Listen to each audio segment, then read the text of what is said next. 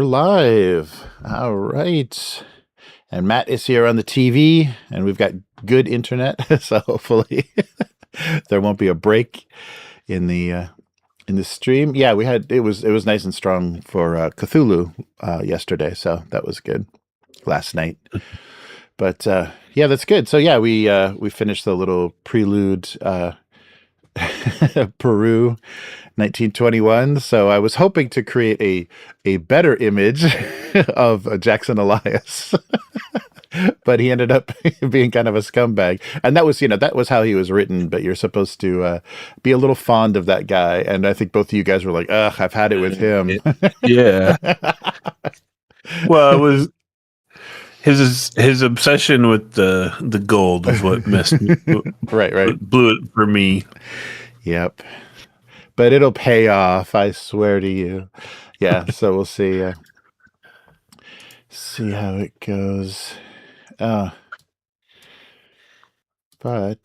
so that was fun. And so we'll still may be out for tomorrow, but I have an idea, and it's kind of, horror game, kind of a horrific, and probably works as a one-shot very easily. The Gate of Tartarus, that Rebellion Unplugged RPG in a magazine. It's just like a D6 simple 2D6 system that has pre-gen characters. You're like interns that you wake up out of your cryosleep on a spaceship and you don't know what's going on. And yeah, it should be fun. There's digital assets for it, so we should be able to put something together that would be kind of fun. So if Will's still out and you guys are, interested in trying something different, it's a weird thing. So I'm sorry, it's 3d6. You roll 3d6, but based on your stat, that doesn't tell you how many dice. That tells you which dice to ignore. So the higher your stat number, I think it goes like 1 to 4. So 4 means you keep all 3, the results of all 3. Like 1 means you discard the highest, 2 means you discard the middle, and 3 means you discard the lowest of the 3 dice. And you're trying to, of course, roll over. So it's a very simple system that should be able to work okay in alchemy. Oh, so we can give that a shot. Sounds good. You even get a little like recruitment letter and everything to sign up for the job. So yeah. So I'm surprised they didn't, and maybe it was bad timing. I think they released the first one right before the pandemic. They got a second one kickstarted, and they were going to just kind of crowdfund and keep this thing going. Because they already published 2000 AD, and they have the ability to make these little magazine games, but there's only 2. Only 2 were ever made, so I don't know if they're going to go back to it, if it's a dead project, but it's got good art, because they have access to good artists, and it was a fun little, adventure in a magazine. I wish there was more stuff like that. That's, very fun. That would be much more of a gateway, because a lot of those little Steve Jackson, like pocket box games and stuff like Ogre and Car Wars and stuff. That's what got me into tabletop gaming just as much as Dungeons and Dragons, is little things you could pick up and throw in your book bag and, bring over to a friend's house instead of, they were super affordable. Yeah. That's a big thing too, is yeah.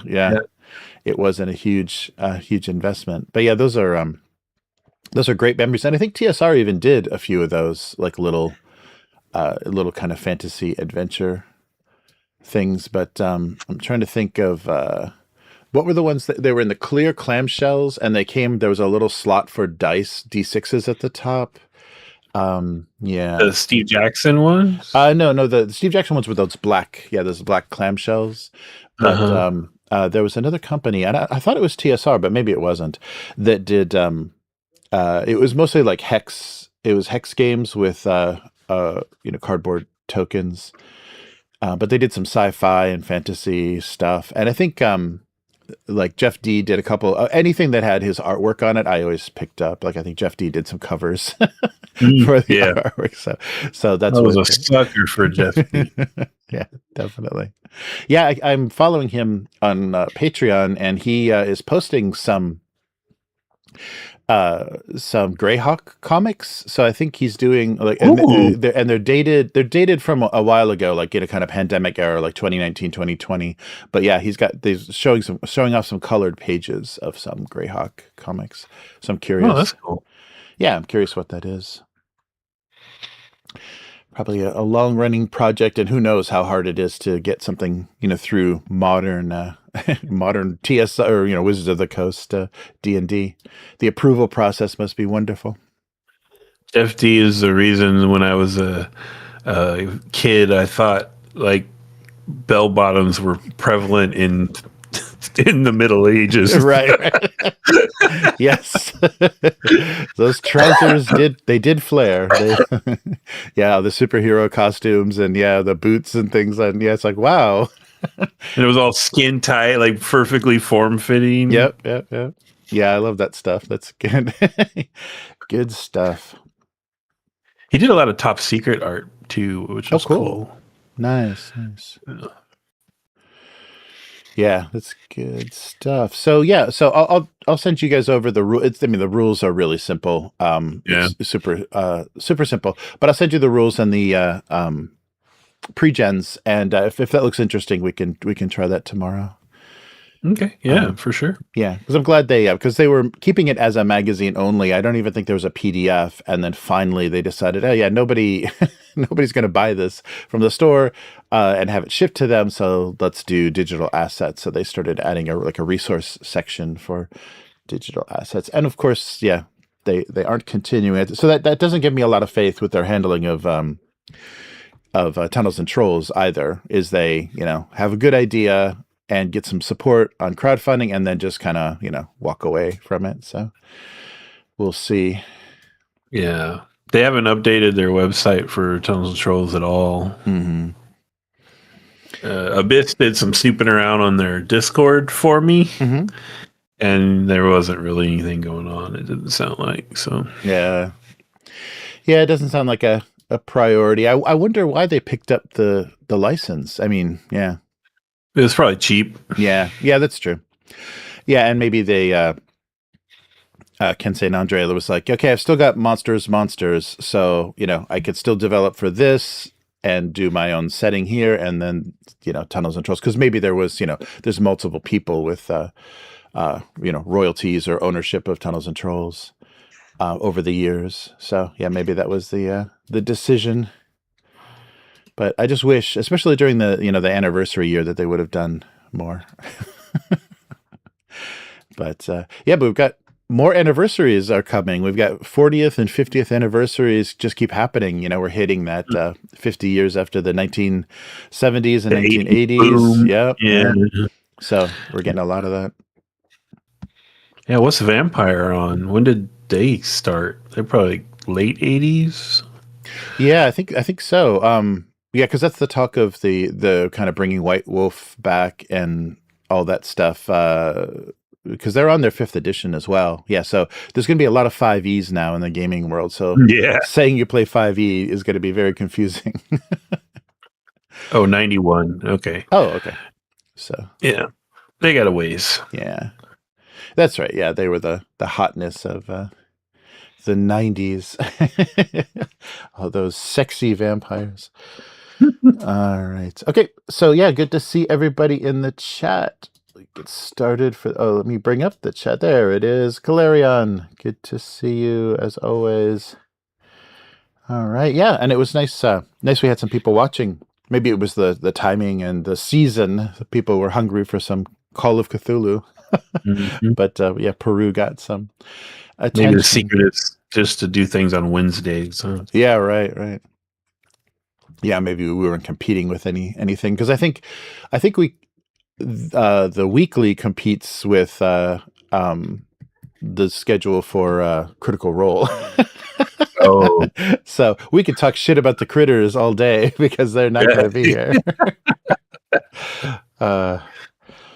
Yeah, but okay, let's get started for this week and see what we got. Welcome to the weekly. I'm Jeremy. I'm Matt. Hey, Matt. Hello. Thanks for co-hosting. So Chris is again busy. They get stacks of things thrown on their desk right before lunch, and so we have to reschedule. I wish we had a more flexible day and time, but lunch on Friday could be a little rough. But this week on the weekly, Warhammer Fantasy Roleplay 5th edition, another 5e, Dragonbane, Trudvang. So the setting that Riot Minds did is now in the hands of Common, and now is licensed by Free League.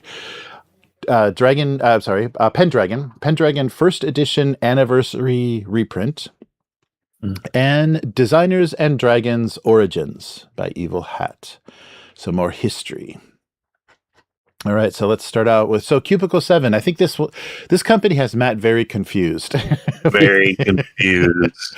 They have got a license for Warhammer, and they are doing every possible permutation of Warhammer in an RPG, and they keep changing the systems, right? Like some of these games, so they don't have compatible systems. They didn't stick with a D100 BRP. They're doing like die pool D10s and like all kinds of different permeations, and there's supposed to be some method to their madness. I was reading a little bit in comments how people were kind of perceiving this, but Cubicle 7 is now they'll be launching Warhammer Fantasy Roleplay 5th edition in 2026 for the 40th anniversary. So that's 40 years of classic grimdark RPG.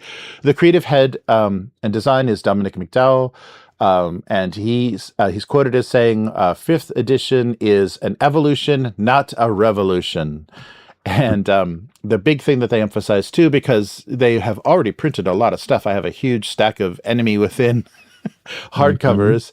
This edition will be backwards compatible.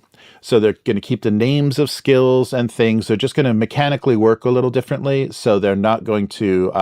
it's not going to make these books completely invalid. The adventures will still be playable with just a little bit of tweaking. So should be good. So Wargamer got a little bit of an exclusive interview with the designer. So he gave us a few quotes. What they were looking for. So it will. 5th edition will retain the D100 system, as we talked about before. Old World Roleplay, which as another game in this setting is a D6 die pool. So they're keeping the D100 for Warhammer Fantasy, and they because it is really satisfying, a really satisfying amount of depth and complexity.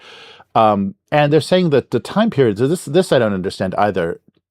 It's going to take place at a similar time period. So are they going to play with the timeline a little bit? They're not just going to stay in the same, right before the end times. So it's still close to the end times, similar to previous editions, but not there yet, not quite at the end times. So I guess that's good. They're not going to have us play the end of Warhammer Fantasy.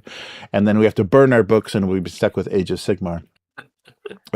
So quote from McDowell, I think there's been a growing clamor for a new edition of the rulebook for a while. With the core system of 4th edition is very solid, it has been expanded with dozens of supplements and a proliferation of subsystems. So when you get to that level of detail across the breadth of everything, it's a bit much for some people. So yeah, in the last few years, the designers have been working to look through everything and standardize it a bit. So strip out some subsystems, add additional complexity, but they don't really give really give returns in terms of satisfaction of experience.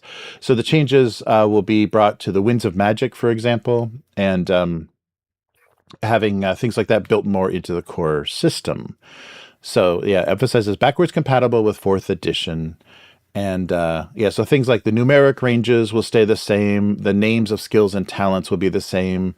They will just function a little differently. A couple of things will be changed enough that we have to put out a document to accompany the launch for changes. But mostly it will be good. So one of the reasons for the backwards compatibility is that we've got so many plans. The last thing we want to do is go back and remake anything we've already done.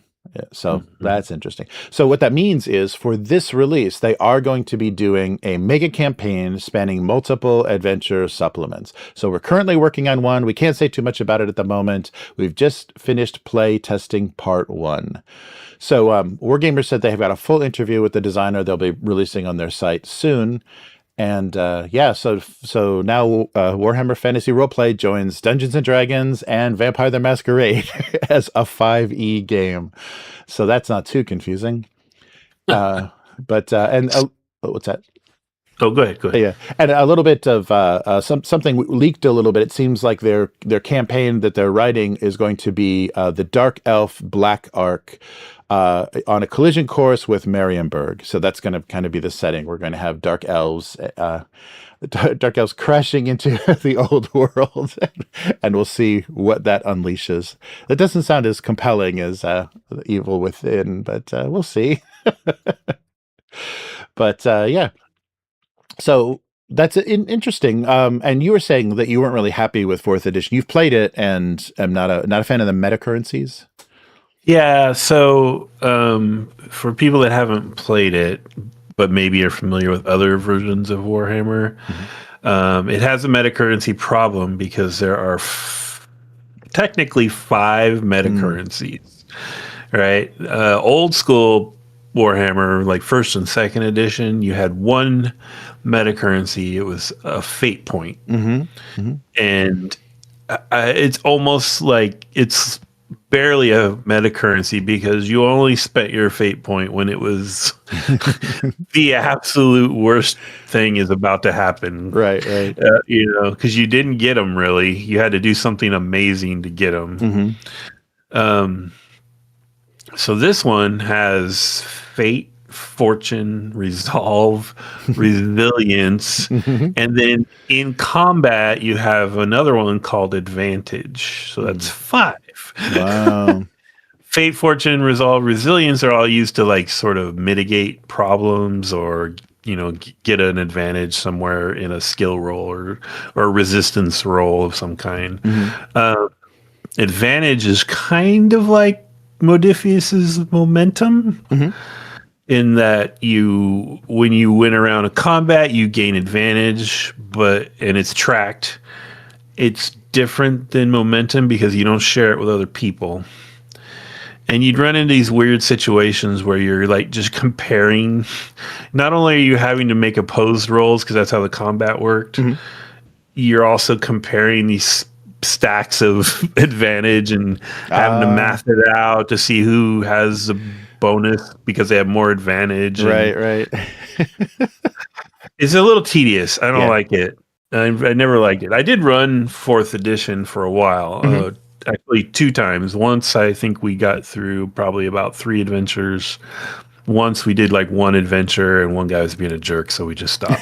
And if you watched my video about people in my play group a while back, you could probably figure out who that was. But nice. Well, with all that meta currency, what would be really nice to have is like a player dashboard and some cards and a lot of cardboard tokens. No. That is 3rd edition. We don't speak of 3rd edition. No, but what I was going to say is I did find an interview because I asked them, I messaged them on Blue Sky. They did not respond. Fine, whatever. Feelings not hurt.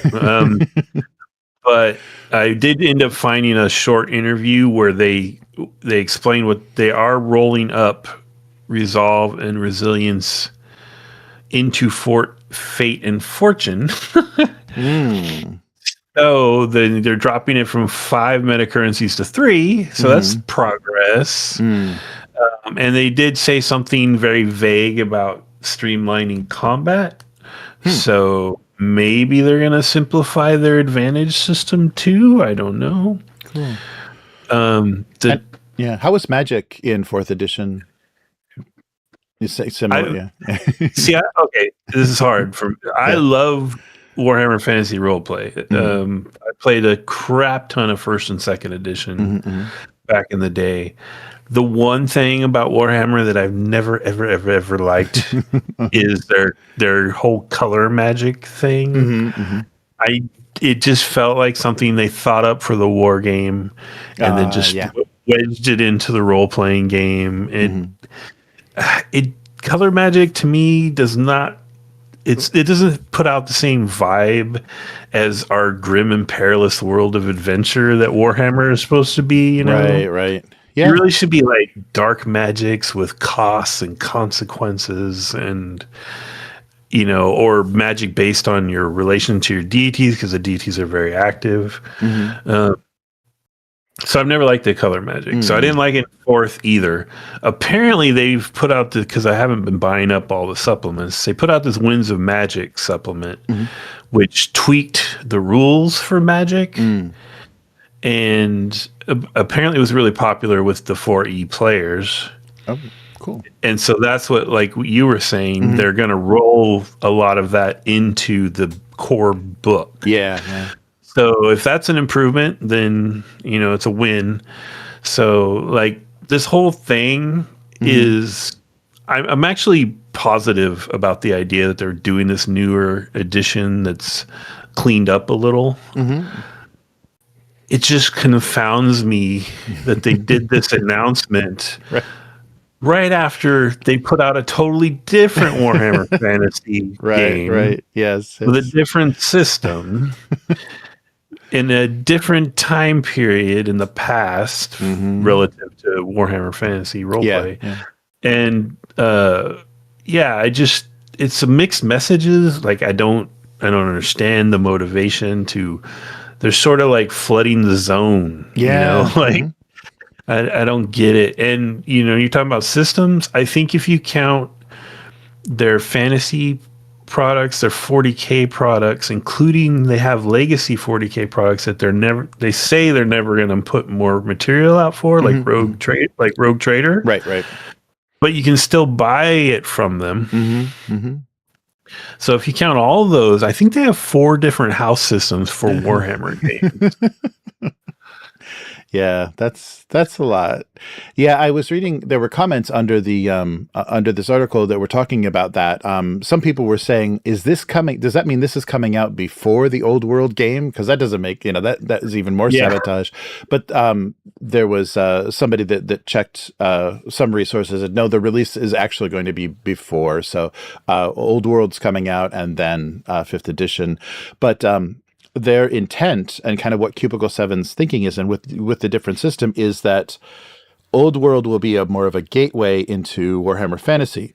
So they're implying that it's more simple. Probably the same way Age of Sigmar is a much simpler game, is a less mathy, more simple, less fidgety game than what the Old World tabletop war game is. So it's weird though. It doesn't seem very clear with the branding, and because they still have the license to at least do digital releases of those old Fantasy Flight books, they are kind of like working around the areas that those inhabited, like rogue traders and Dark Heresy Inquisitors and stuff. So they're doing these other little strange settings. So it's a weird mess, and I wonder just if they get a certain, with their experience so far, they're getting a certain amount of sales because anything Warhammer is guaranteed a certain amount of collectors and fans are going to buy it. And so they're doing better instead of supporting an existing system with supplements and subsystems and rules expansions. If they just keep releasing these new systems, they probably get better sales, and so they're like, let's just keep if Games Workshop's going to let us do this, let's just keep cranking these out because they always get bought up. We can do a deluxe super cool limited edition cover for the core book. I don't know, maybe they just caught that Games Workshop disease of never quite finishing anything. I will say one moral victory is that they didn't say they're not going to release a new version, updated version of the Enemy Within campaign and force people to buy it again. Yes, that's true. Yeah. It was great. They did a nice job with that, reprinting that, making it work for 4th edition, and then having that kind of, director's commentary book. There was a supplemental book that had extra systems and also ways, if you've already played this in first or second edition, ways to make this campaign interesting for players that know what's going on, like, actually twisting things and resetting. I thought that was a nice effort to keep that campaign alive and, have it still, being played, because, all of those, and I think they have the rights to printing those as well. I think all of the, first and second edition materials are still available digitally. They've been released in bundles and things. So yeah, it's still out there. So you don't have to step into fifth edition. You can pretty cheaply play Warhammer Fantasy. That new campaign that you mentioned, like if they had pitched it a little differently, I'd be way into it. Like I think Dark Elves in Warhammer are cool.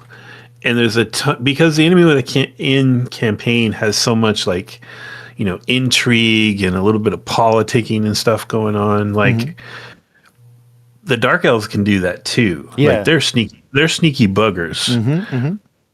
So there's an opportunity there, but the way you read that pitch, it sounds more like we're here and we're gonna trash Marienburg, and like, that feels more like a D&D thing than a Warhammer thing. Yeah, that's true. Yeah, so I wonder.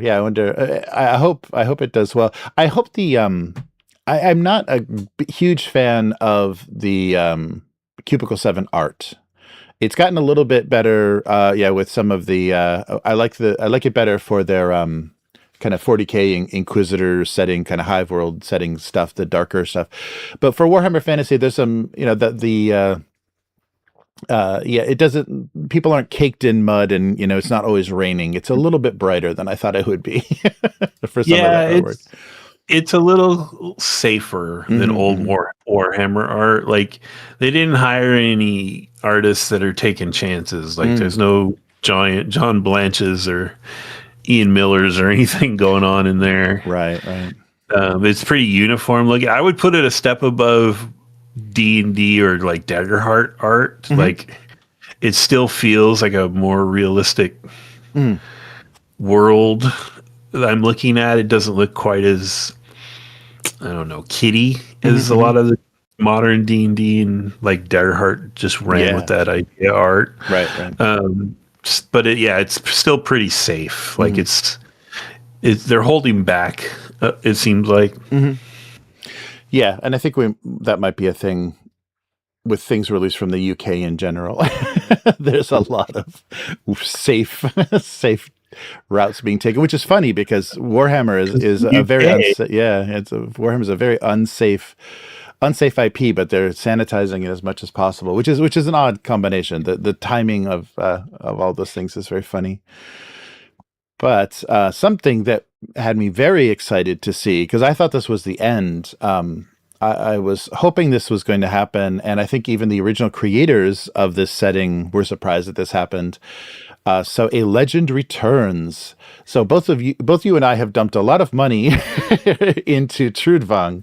So Trudvang by Riot Minds was a release that was an English release of their original setting, their original setting for their kind of new system for their for dragons and demons. So Drakar och Demoner.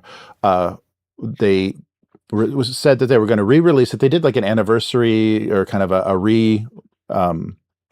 re-release of it, but then they did their own system, and I think people were a little surprised by that. They didn't do any kind of retro thing. They came up with their own strange system, and that's what got translated into English, called Trudvang Chronicles. So that was our first taste of what Dragons and Demons was like, what became Dragonbane. But finally, the two are coalescing, and I think we were wondering like what Free League was going to do as far as settings, because there are multiple settings potentially for Dragonbane.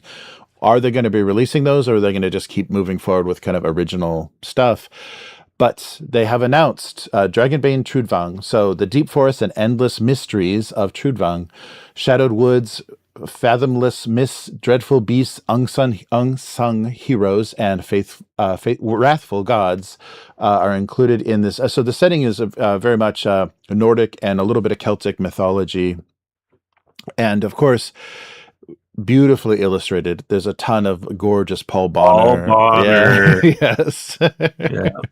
So, when we reported, this was years ago, that Riot Minds sold the license to CMON because they were working on that board game that they had to recreate. They had to rework the rules, redesign it, and then release it. I think it had like a 3-year delay on crowdfunding.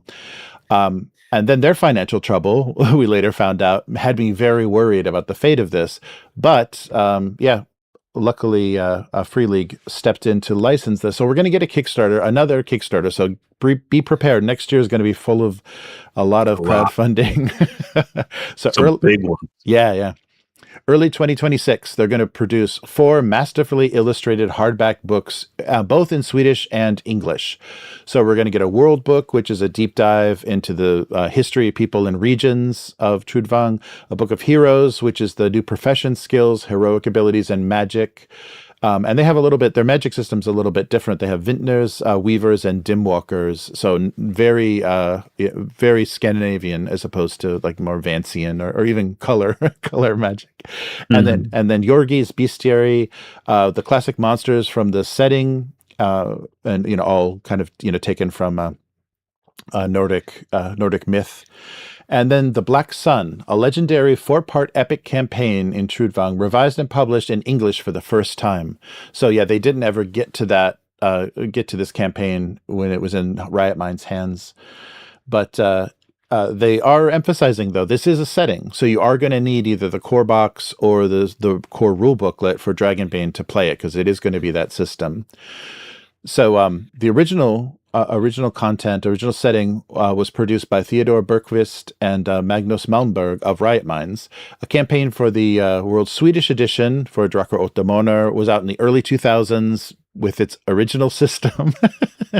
And then they later produced Trudvang Chronicles, and then Trudvang Legends was the board game that CMON produced, and barely produced. It was right before their demise. So they're mainly going to draw on the 2 decades of that art that was produced. So that's a lot of Paul Bonner and Alvaro Tapia, who are already working with Free League to different extents. The most exciting part about it was we're going to get new cover art for the World Book by Paul Bonner. So a new illustration to kind of celebrate this release. And then Francesca Balrod will do a new world map of Trudvang, which, if it's Free League, it's probably going to there'll be a cloth version available as well for your table. And the writing, editing, and adapting of Trudvang into the Dragonbane setting is Magnus Setter, who's a veteran of Cyberpunk 2020, Mutant Chronicles, Forbidden Lands, and Dragonbane. And he also worked on Trudvang in the early days. So we've got a quote also from Bergqvist that said, when we heard that Free League had licensed Trudvang from CMON and that Magnus Setter would be leading the work on this new edition, we were naturally delighted, most of all because the world gets to live on, but also because Trudvang has, in many ways, found its way home again. So yeah, this is a Swedish publisher, in the hands, working with the original people that worked on the project. So yeah, it sounds like they're doing well. I'm really happy this happened. I was getting so tired of Walking Dead and whatever, Invincible. Who cares? Please release something that we know you actually care about and aren't just taking advantage of a crowd, of a fandom. So good stuff. Yeah, our first topic, the Warhammer one. I had, it was sort of a yes, but reaction for me, but this one I'm all in on. This is super cool. Yeah. That original Trudvang system was just a mess. Yeah. Just a mess. But the material is amazing. And I hope, it sounds like they're going to make it, they're going to change the magic and just probably the classes and what have you to fit that world, which is awesome, because it would need to change. Like Trudvang is just It's grittier, and I don't know. It's more grounded. I think Dragonbane is a little more of a what is it called? Mirth and mayhem or something like that. Right. It's not that at all. Like it's like travel rules are going to be super important, and the almost Vaesen sort of interactions with strange folkloric creatures, and there's just all these neat things, and it's going to need to be grittier. So I'm really looking forward to it, because I love Dragonbane, but I'll be honest, like sometimes I just want something that's a little harsher, a little grittier, a little more like thinking about things like survival and what do we do after this? Because a lot of the Dragonbane stuff feels like you're just sort of like on an episodical TV show. You do this and then come back next week and do this, and like right. Like I think Trudvang probably will lend itself more to building more of a campaign with like character interaction mattering more. I'm babbling now, but I'm really excited. And Paul Bonner art is super great. Yes. And he's actually a cool dude. I messaged him once a few years ago asking about Trudvang stuff, and he answered me right back. He was really cool. That's great. Yeah, that's good to hear. Yeah, I hope they do a print or something of the new cover illustration. They usually do. They like to promote the artists a lot. So yeah, I can't wait. I can't wait for that to happen. That's definitely one that I'm excited to see come out. But back to the anniversaries and reprints. We're getting another Kickstarter. So this is celebrating 2 anniversaries, a 40th and a 50th. So the classic edition of Pendragon is going to hit Kickstarter for their 40th anniversary. So this is going to be just a reprint, and kind of any of the old books that are still around are probably not doing all that great. So we're going to get the Knights, Chivalry, Virtues, and Vices of Pendragon First Edition. So yeah, this was the, I think it was probably, if not the first, kind of the most, it got the most attention for actually being a RPG in an Arthurian setting. And because it was Chaosium, it got a lot of support and a lot of and was designed well. So this also will commemorate Chaosium's 50th anniversary. So next year is 50 years of Chaosium. And I guess it's out actually no. So this year was the 50th. So 40th and 50th, 40th for Pendragon, 50th for Chaosium, and they are producing it as it appeared originally. So this is a reprint. It's not going to be a revision or anything. They might clean up some stuff digitally, but it's going to be warts and all is what they were calling it on the Kickstarter page, with some bonus content from the archives of the original production. So there will be 2 deluxe box sets for this Kickstarter. The classic 1985 Jody Lee cover art, a player book, Gamemaster book, and a map of King Arthur's Britain, then with player aids and pre-generated characters. So all of the characters, famous characters of Arthurian legend will be statted out and available. So, quote from the page: in 1985, King Arthur Pendragon charged out of the mind of Chaosium founder Greg Stafford and onto game shelves across the world.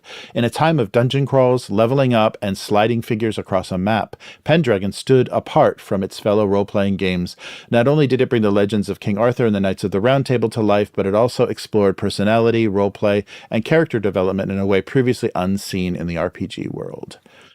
So yeah, very, very notable for not emphasizing scumbags that are going to crawl in the dark for gold, but actual chivalry and chivalrous deeds and quests. So so for collectors, this will be a really nice piece of nostalgia. Oh yeah, so it's already available. I'll put the link in the description. They're already at 600% funding.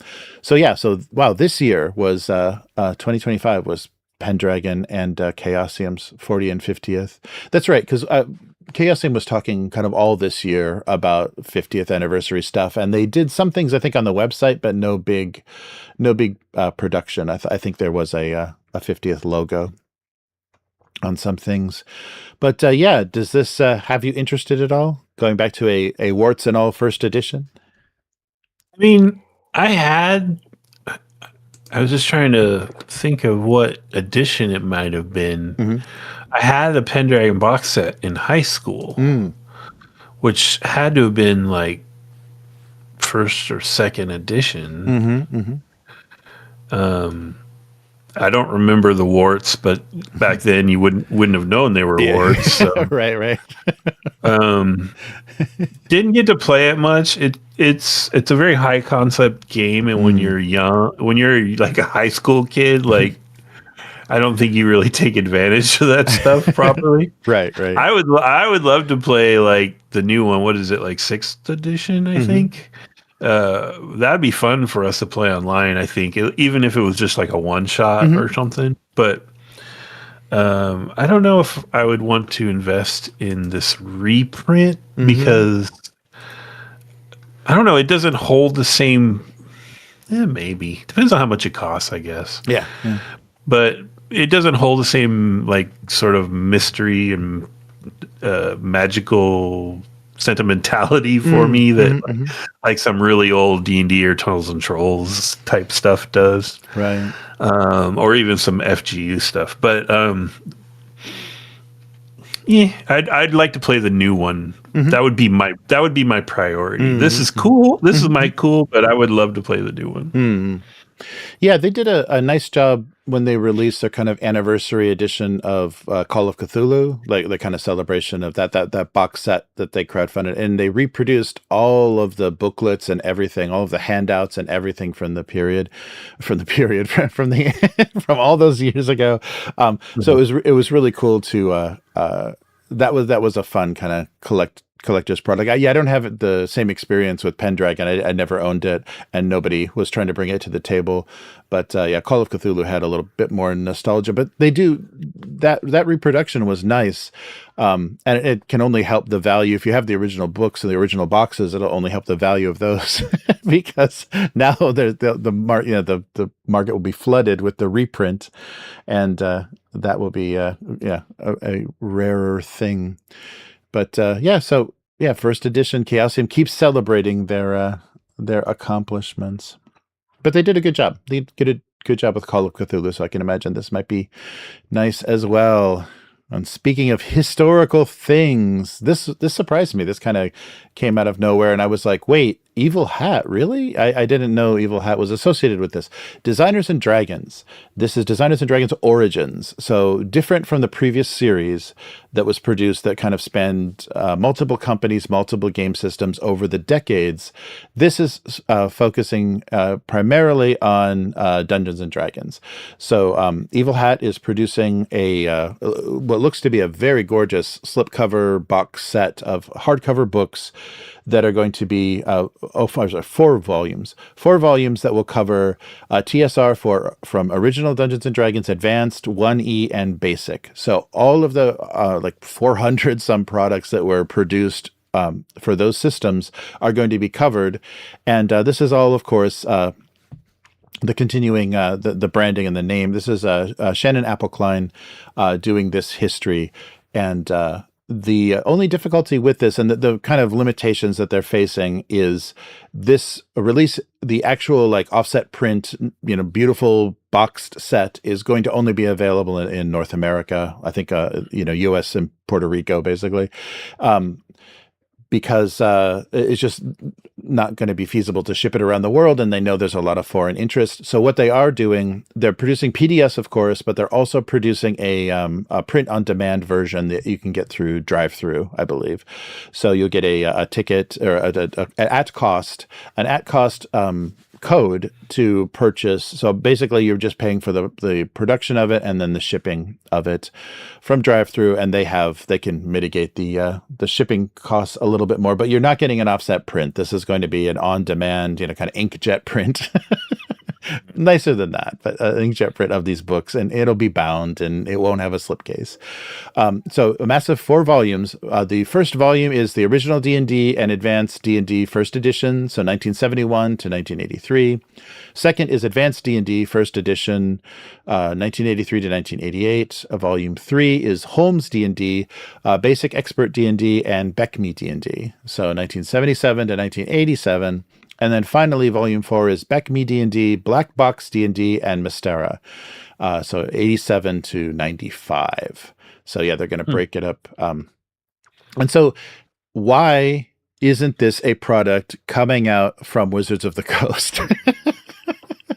All they did is throw a bunch of colored scans. I had John Peterson not even write commentary, wrote an introduction, and then some other jackass writing an introduction about throwing dirt at Gary Gygax. And all they did is do color reprints of like original hand typed pages, of D&D in a coffee table book, basically. So just an archive, not even like much of a historical record. So why didn't Wizards of the Coast do this for their anniversary, their 50th anniversary? It doesn't make any sense. This is Evil Hat. I was just like, oh, okay. But yeah. Didn't he work with them before and like garner some criticism? Oh, maybe. Yeah. I kind of think maybe that's why. I don't know. Yeah, because he probably included D&D in that original history, in the decade's history. So maybe in the 70s, he pissed them off as not making them sound as amazing as they were, or So there's going to be a 57-page free preview PDF that you can download to kind of see the layouts and how they're going to present stuff. And it looks nice. It's very, very beautiful design. So they wanted to emphasize this is not a reprint or a reboot of the original Dungeons & Dragons series that Evil Hat published in 2015. This is all new original series. And basically this started as the in 2013 as the capsule histories that Apple Klein wrote for Drive-Thru RPG. So he was doing these kind of like little digital pieces that were available on Drive-Thru. So they're revising that original format and dramatically expanding a number of the entries and doing nice color layouts and showing, the illustrations and the cover art and everything of what they're talking about. So so they're spending this time. They said he's spent nearly a decade revising that original format and then adding everything. So this now stands at about 1,400 pages, 400,000 words about Dungeons and Dragons. So it should be the most comprehensive look at the artwork, the design, origins, and stories behind some of the most iconic books from the 70s, 80s, and beyond. Oh, actually, interesting. So the 4 volumes are going to be 6 by 9. Oh, they looked bigger. I thought they were going to be like the full 6 by 9. Yeah. So interesting. The layout, like the image made them look like full size 8.5 by 11 kind of format. Interesting. So they're a little bit smaller, but each book is 350 pages, full color art, deluxe end papers, ribbon bookmarks, a vibrant slipcase illustrated by Lorne Colt. And they're also going to do, just like I think the previous stuff, so there'll be a PDF, an EPUB, an at-cost print on demand for anybody outside America, and then a DRM-free audiobook of the entire series as well. So that's good. That's how I think I listen to most of, because I don't own any of the physical books. I think I have the PDFs, but I also listen to the audiobooks of the original ones. And the funny thing is, for the audiobooks, they have the person reading the book read the footnotes of every section.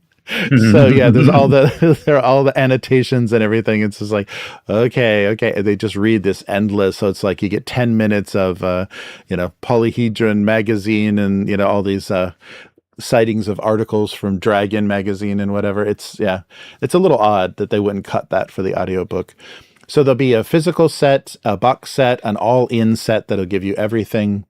But they apologize on the page. They say, due to tariffs and global shipping chaos, we're only shipping physical books to the US. You can do the at-cost print on demand or the digital copies otherwise. And it's Colby Elliott, the voice actor that's doing the audiobooks. He also did the 2015 series. So he's really good at reading footnotes and annotations and citing numbers. Number 1. So this will be your only chance to get these versions of the audiobooks. They're saying they're going into public. Once they go into public release, they'll be posted on Audible, which is not DRM free. So if you are interested in the audiobooks and you want them more portable, do it now before Audible gets their clutches on them, because you can't get them off of any device once they're in Audible's hands now. Amazon will not have it. So they're doing both physical. Another odd thing that they're doing, both physical and digital, they're also doing this thing that they're calling the Adventurer's Hoard. So all backers at any level can contribute in these polls. So they'll be releasing these polls on BackerKit. So this is all being run through BackerKit, and the winning entry will be unlocked. So as they're continuing, the Adventurer's Hoard will have excerpts from each of these different entries through this collection of histories.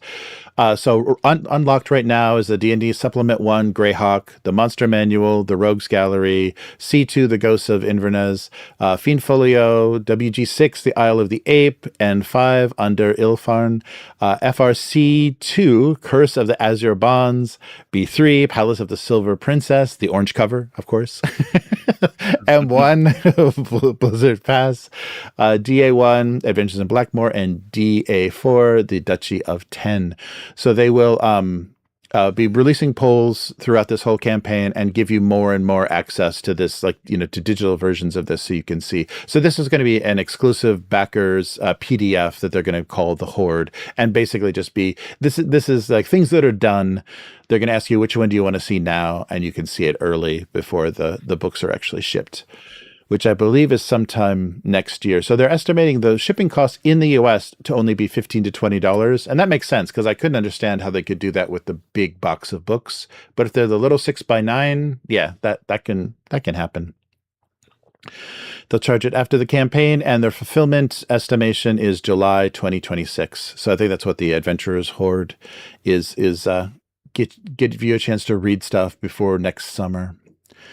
So yeah, that was a surprise. I didn't know Evil Hat was involved in that, and I thought that was so funny that there's a history, and they can even say the nice thing is they can say Dungeons and Dragons because it's a history.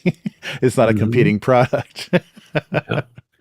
So I'm looking at the backer page, and I'm a little confused on the wording.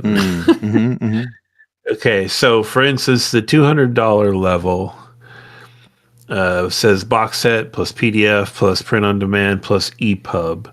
And then the description says physical content, the complete 4-volume set of Designers and Dragons, Origins hardcover books inside a slipcase box set.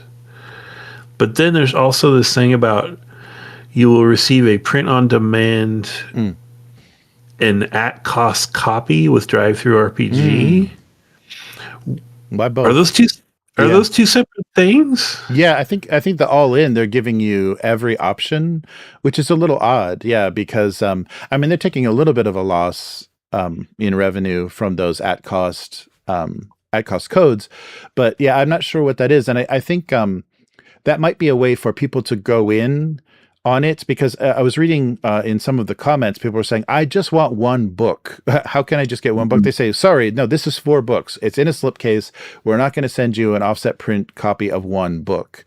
So we're only producing this as a product. So you have to get the print on demand code and then order the single volume that way.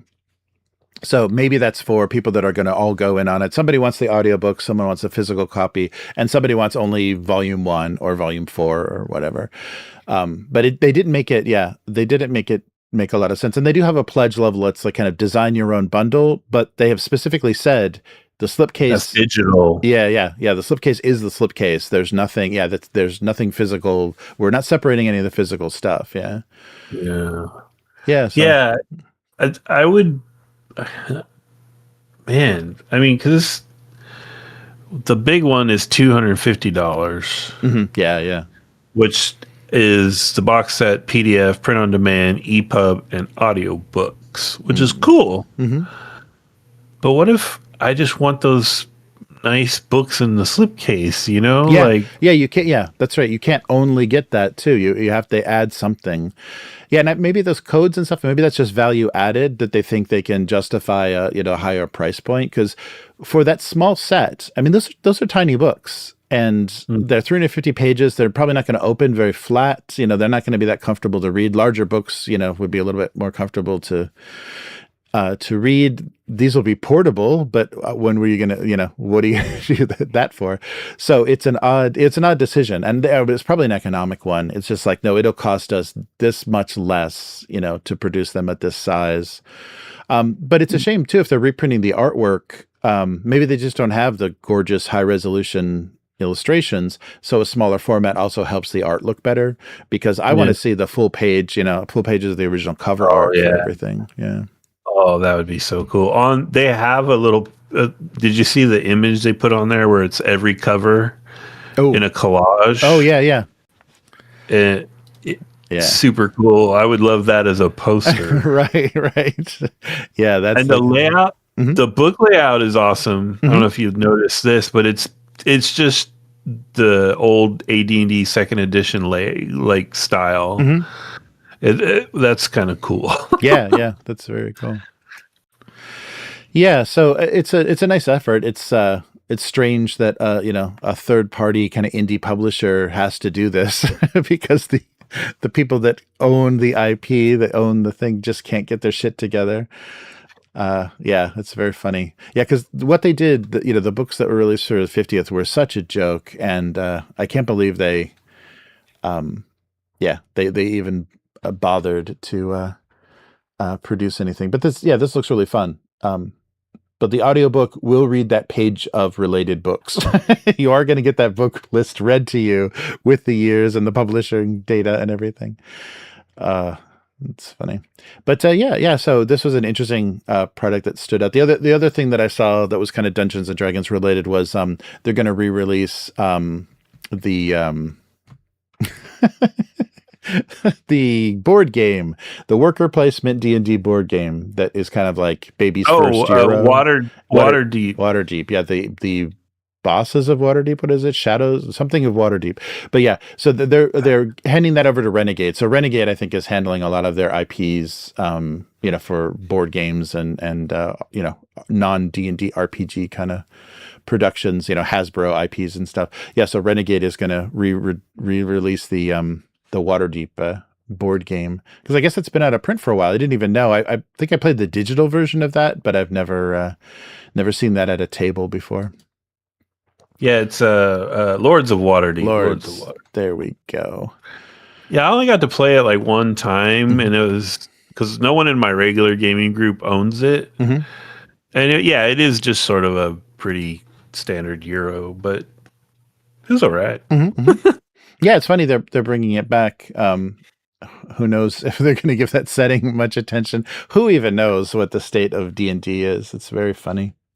Oh, I think it's just because they're in a franchise model now. So it's just like, I bet you they just have third parties pitching them all the time, and they're like, that sounds like we might be able to make some money from that one. Mm-hmm. Yeah, it's basically like Netflix. Yeah, you basically go in and they do a quick Google search. Oh, that's a pretty popular part of the setting. Yeah, let's go ahead. Yeah. Go do that. Yeah. Which makes Evil Hat doing this kind of cool, because Evil Hat, man, I feel like their whole mission statement is we do what we want. Mm-hmm. We'll partner, they partner with other indie labels and help them produce stuff. They make their own games, and there's no like uniform. It's just whatever they want to do, Right. Yeah, that's cool. That really, I was surprised to see more of this. And I guess, that content was there. And if drive-through, maybe he had to wait until the rights lapsed or whatever, whatever his contract was for producing those pieces. As soon as that lapsed with drive-through, then he was free to take that material and, reformat it. But so that's going to do it for this week. A lot of crowdfunding, but there's a real good one coming next year. So I can't wait to play. There's too many. Yeah. So we shall see. So that'll do it for this week. Where can people find you, Matt? I'm on Blue Sky and Instagram. It's at Hargold, HAARGALD. What I've been posting some board game pictures now and again lately, and haven't got to do a lot of gaming except online with you guys because Will, our other regular, is super sick, and he's in real life. He's the host of my in real life game nights. So if he's sick, we're just out of luck. Right. So I've just been like looking at stuff. I've been working on the Indie Heat adventure. Oh, cool. So since we're postponing Dead Man Stomp probably a week, I guess technically that does give me a little more time to work on it, which is good. Good. Yeah, nice. Yeah, so yeah. How about you? Oh, yeah, so I do a single panel gag cartoon, which I'm still doing. I'm just not live streaming so much, but I do a live stream occasionally where I draw a month's worth of the cartoon. So it's Abuse Cartoons on YouTube and Twitch. And if you want to read the cartoon, the archive is on GoComics. So gocomics.com/domestic abuse. And if you like what we're doing here on the weekly, consider becoming a weekling.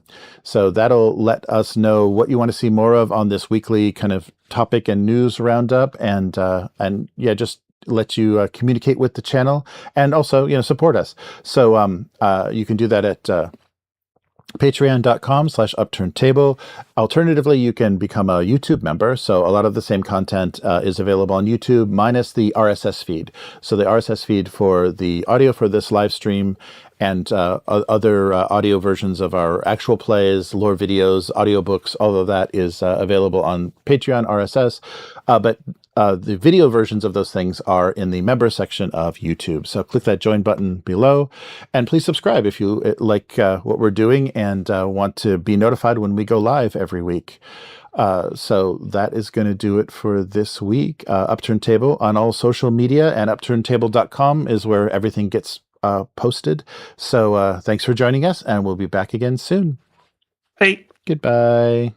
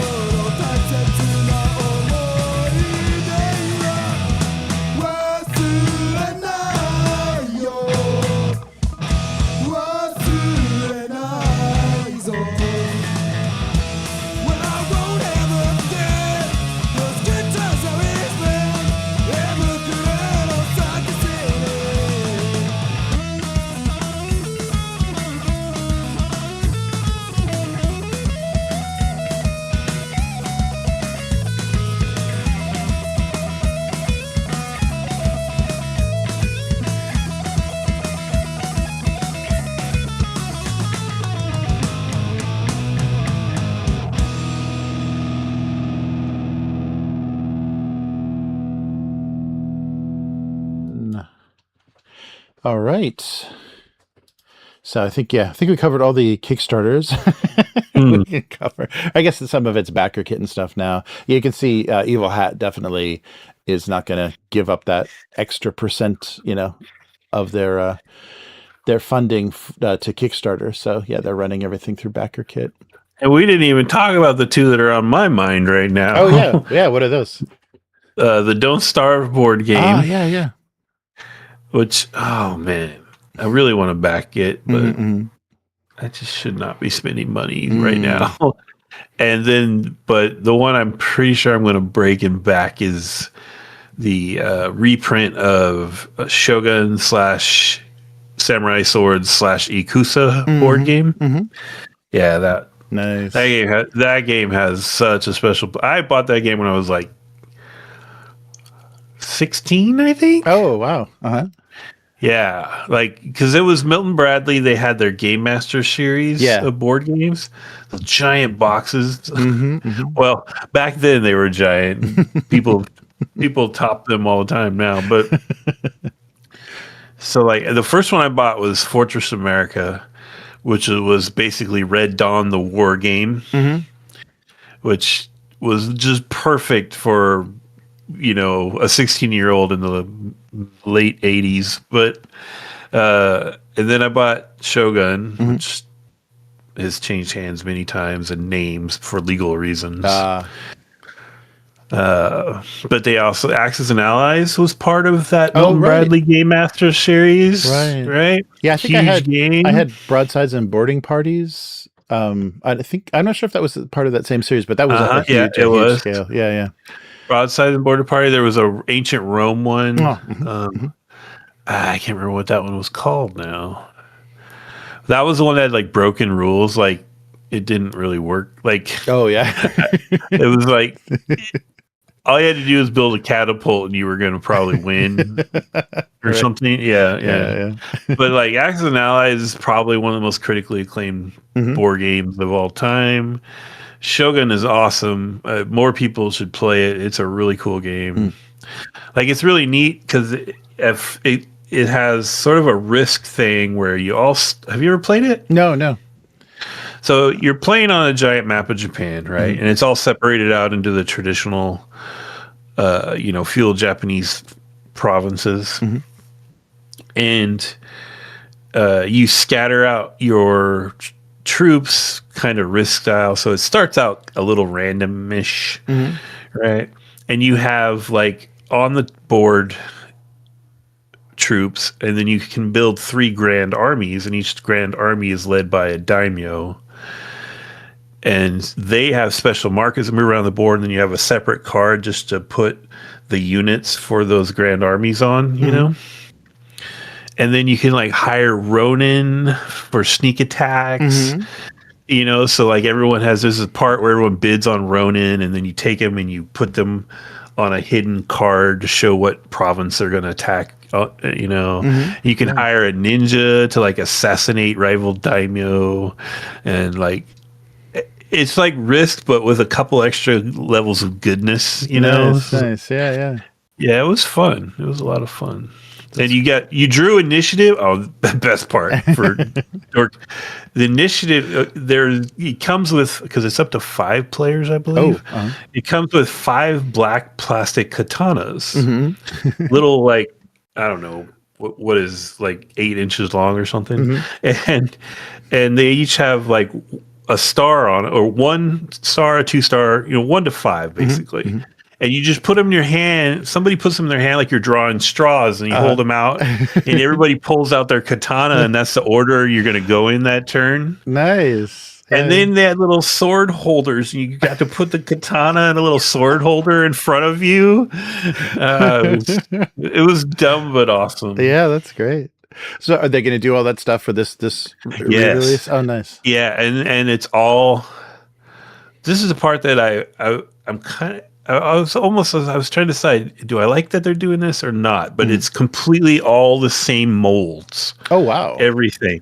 All the minis. So you have like Ashigaru Spearmen, Ashigaru Musketeers, Foot Samurai, Mounted Samurai, Ninjas, Ronin. and these little daimyo guys. And they're using all the original molds. I think the map is bigger and new illustration, and all the art pieces, because you have like these screens that you put in front of you to allocate like what you're spending money on, basically, and then everyone reveals them. So I think they did new art for all of that. That's cool. And and that's the other thing. This is the dumb geeky stuff. Everyone's forces come in this little styrofoam castle that the screen fits into. So you have all your troops in this little castle in front of you and all your money. And then you got your little sword holder with your katana in it.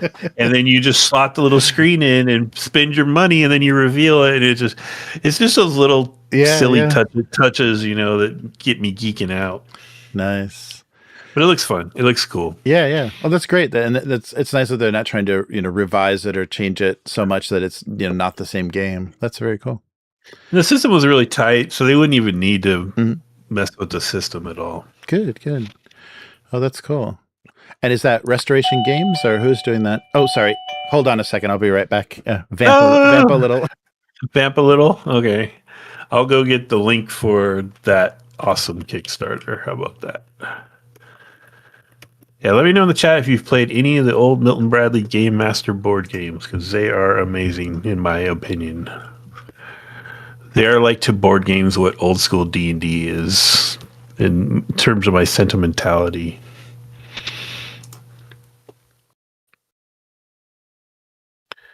Oh, it's not on Kickstarter, is it? Is it Backer Kit? Oh, it's GameFound, isn't it? It's GameFound. Okay, so it's on GameFound. I'm going to post a link in the chat. Hi, Abyss. Welcome. Hopefully you got some extra sleep.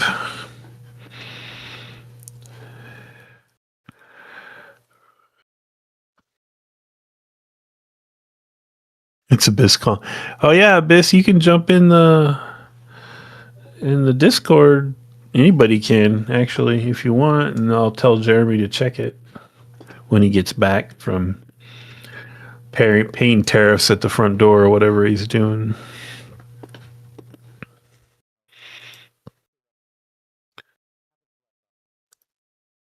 So this Ikusa / Samurai Sword / Shogun has like a deluxe giant neoprene matte board version where it's this huge table covering map of feudal Japan. Looks really cool.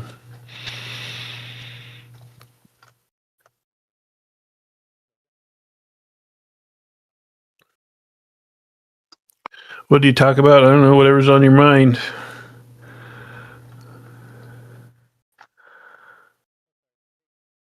Oh, sorry about that. Okay. You're good. Forgot to turn my mic on. So they're sticking with Shogun. They're using the original name. No, they're not using Shogun. I just keep calling it that. Oh, okay.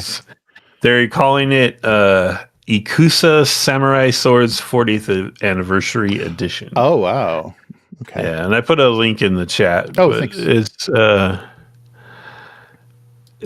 I'm sure Shogun is totally off the table because of the mini series, both mini series now, and or actually not. The new one's not a mini series. They're doing another season, aren't they? Yeah, I think so. Yeah. Oh wow. But yeah, they have cool add-ons like this. I was saying, big giant neoprene mat of Japan. They have, of course, metal coin options, which in the original game they were just little gray plastic koku. So they've got like a metal upgrade, and then they did something kind of interesting. You can get these multicolored dice as an add-on kind of thing, hit dice.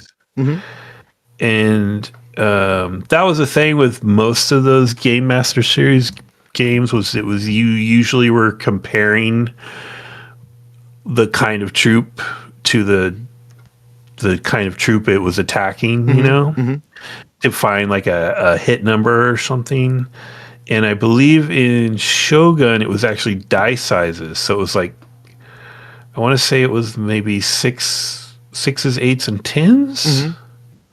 So it looks like they're selling these multicolored D12s that sort of replace having different size dice, because they just changed like the hits on the dice to match like a D8, what a D8 would be or whatever. And so that's kind of cool. Yeah, that's a good idea. Oh yeah, the stickers. I screwed up my stickers bad when I was my first time I bought that game. But I was so into, it was the 80s, so I was super into ninjas, and I was playing the Bushido role-playing game, and I'd seen a couple Kurosawa movies. Like I saw, was it Ron? I think I saw. Yeah. And it just blew my mind. So I was starting to learn the what do you call them? The mon, whatever they're called, the symbols for the families. Oh yeah. And so they have authentic clan symbols on their little cards. Nice. So I remember as a kid just geeking out. I was like, oh, that's Takeda. That's fucking Takeda. Nice. Oh, that's cool. Yeah, it looks like they did a really nice job with the details. Yeah, you can see, if you're looking at the website, if you scroll down enough, you can see the little castle molds where you put your troops and stuff. That's cool. It's kind of cool. Yeah, and they're going to wash those. They're going to like paint wash those so they have a nice effect. Yeah, that's really cool. Yeah, and the miniatures they're small. Like I want to say they're probably equivalent to like 6mm. So, don't tell Chris, he might have to buy this game. Right. Something else. Yeah, you could do like a couple coats of, over these, and they'd probably look pretty cool. Oh, that's nice. Wow, that's really cool. Yeah, I wonder. I wonder if they got a license for the game, or they're just, because if they're using the original molds, the maybe the rights for these Milton Bradley games are floating around. That'd be cool to see them, revise these over the years. I mean, because I would assume Hasbro would be the original owner now, right? Yeah, I think they own Milton Bradley. Yeah. So it's probably just a thing they don't care about, you know? Right. Yeah, they throw up on HasLab and want $100,000 and not get it, so they just, Yeah. Just like with HeroScape, yeah. Oh, I just realized the battle markers are little, the little armor-piercing arrowheads. Oh, nice. Oh, yeah. That's a change. They used to be just like little discs. That's cool. Yeah, nice. Yeah, but it was really neat because you could put, I think, up to like 5 units just in a province just hanging out. Or you could have these grand armies that could have, I don't know, what was it, like 15 units, I think, including the daimyo. And those could be moving around in these, and then you're spread out across the board because it's, it's risk-like in your random generation, but it's meant to symbolize, I guess, sort of the, the different alliances between clans and stuff. But so it's cool. So there was, even though it was kind of a risk-like game, it had a lot of opportunity for shenanigans where you could form alliances and with other people, and then you could use the Ronin just coming out of nowhere to backstab people, or if the ninja assassinated a daimyo, it like immobilized their army for the turn. Oh, cool. So you could just shut down their army right before they're about to start an offensive or something, you know? Nice. Oh yeah, you can build these castles. I forgot about the castles. You get these little plastic castles that would add to your defense in a territory, but then you could also fortify them, and there's a separate little base you put under them. It looks like those big stone walls at the base of the Japanese castles, you know? And then they would just, I think it was like if you had the regular castle and someone attacked you, 5 Ashigaru spearmen would just jump out to defend it. But then if you changed it to the fortified castle, it then became like 5 Ronin would jump out to defend it or something, you know. It was cool. So it was just enough to make it more interesting than like a Risk type game. Oh, that's cool. And I can't get anyone to play Axis and Allies anymore with me. Oh, yeah? But this one, we've got my buddy Anthony in my real life group he lived in Japan for like a year. He's big into Japanese culture and stuff. So I know he's excited for me to get this game. So it'd be cool. Nice. Yeah, it looks good. So that one, I think I'm definitely going to probably pull the trigger on. I have like a whole nother month before the campaign ends. So I'll probably do some arithmetic here in a couple of weeks. Nice. Yeah, that looks good. Wow, yeah, there's so much of it. It's a shame that things have been slowed down, you know. Some companies have been kind of stalled or disappeared. Like, come on, like they pushed their luck a little too hard in these uncertain times. But yeah, there's still some good stuff and a lot of, you know, stuff that has kind of disappeared. Like that was nice for the Dune movies that Gale Force 9 brought back the you know, they did new art and everything for it, but they brought back the original Dune board game. You know, that was amazing. So there's stuff like that that's been out of print for decades that would be nice to see. Yeah, revived. Check Discord. Abyss is here, and I don't know if he he may or may not be in the call line. Okay. Cool. Oh, he says I will jump on, so he should be coming on. Oh, okay. Oh, that's right. So we'll have to jump over to the other chat. We gotta leave. Yeah, because we're in Switch to weekly live chat. Yeah. Go for it. Okay. Bye.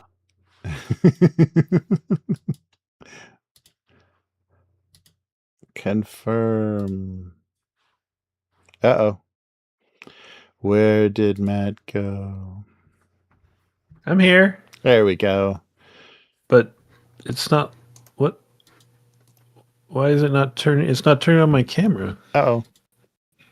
Oh, there it is. There we go. Oh, what happened to the there's the TV. 2, 1, 2. Uh-oh. Oh, hey.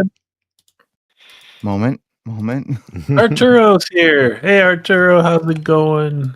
There we go.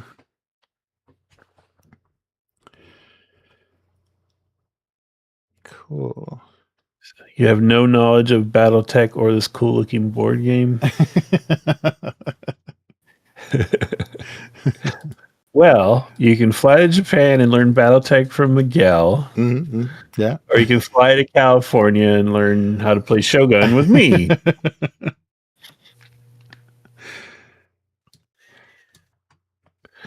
There we go. Yeah, there we go. Broken Binding Special Edition Shogun. What is that, Abyss? Oh, of the book? Is that the novel? Oh, is that what it is? Okay. What's Broken Bindings? Is that a company? I think so. I think they do the really deluxe. Okay, cool. Oh, are they hardcovers? Yeah. With really nice. Yeah. I'm such a hardcover snob. Nice. Every day is the correct day to learn about BattleTech.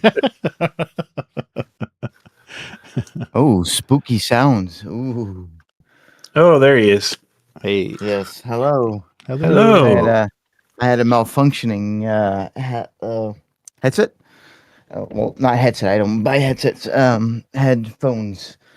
I was using my micro USB, the standard one now, as my headphones instead of my microphone. So now I had to find a new plug for my headphones. Otherwise, I had no sound. Man. So yeah, it's all a bundle of joy. I have a question. Oh. Are any of you still on Windows 10? Oh, no, I think I'm all upgraded. I live in another universe from you Windows people. I think. Oh, Yeah, I think I might have a Surface, like an old Surface tablet that's still 10, but nothing desktop. Why? What's going on with? I dread it. Hmm. I want to run from it, and it still arrives. Yeah, right. Yeah, I know you can download and use the long term one, the LTCE. I can't remember what it was called. I want to use that. I just dread. I don't want Copilot. I don't want Yeah. that other spyware, that thing that keeps on making screenshots of your Right. background to see what you. Yeah. Oh, Yeah.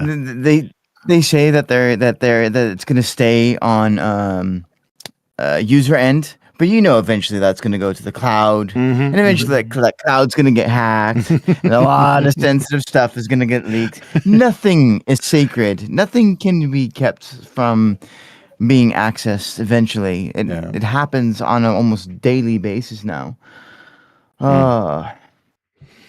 Yeah, Terry would be happy. I saw something like Linux installations went up like 38%, like during I this. bet they Yeah, did. during this bet they did. Windows during this Windows time. Yeah.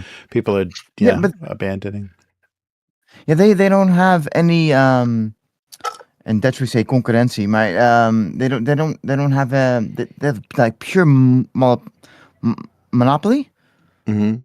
Is that the word? Yeah. Oh, you mean they don't have like third party support? Is that what you mean? No. That they don't. There is no competition. Mm. Like, let's say if Intel dies, because that's a big, huge risk at the moment, then it's just AMD for your CPUs.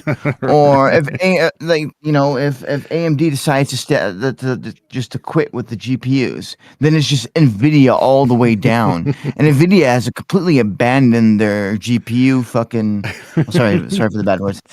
So it is an absolute nightmare at the moment for desktop users. And then the other thing that I want to rant about is the pricing of RAM at the moment. Oh, I don't know if you guys have seen that recently, but RAM has doubled to tripled in pricing. Oh, in the past few months because of AI servers.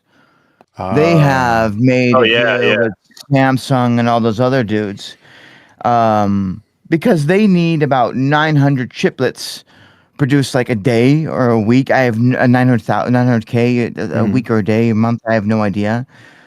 And they're not making them anymore for the PC users. We got to raid those data centers just to get components. Yeah. So you remember when scalpers were the problem? You couldn't buy a GPU. Well, guess what? I got to raid the data centers. Yeah. Wow. Oh, I don't like this timeline. Yeah. I don't want to be there. Something went wrong. So, do you have this Broken Binding signed Joe Abercrombie hardback book? Who's asking me that? Or is that you or someone else in chat? No, I'm asking you that. Aren't you a big Abercrombie fan? Yes, I am our Discord's #1 Abercrombie fan. Yeah. It seems like a good price. It's €30 for a special edition signed hardback. That seems like a good price. Yeah, but it's just the one on his main on their special edition site is his short story. Gotcha. So they're all short stories. What happens after his first trilogy and 3 standalones, and there are a bunch of like horrific short stories. What happens to the little people and his outside of his novels.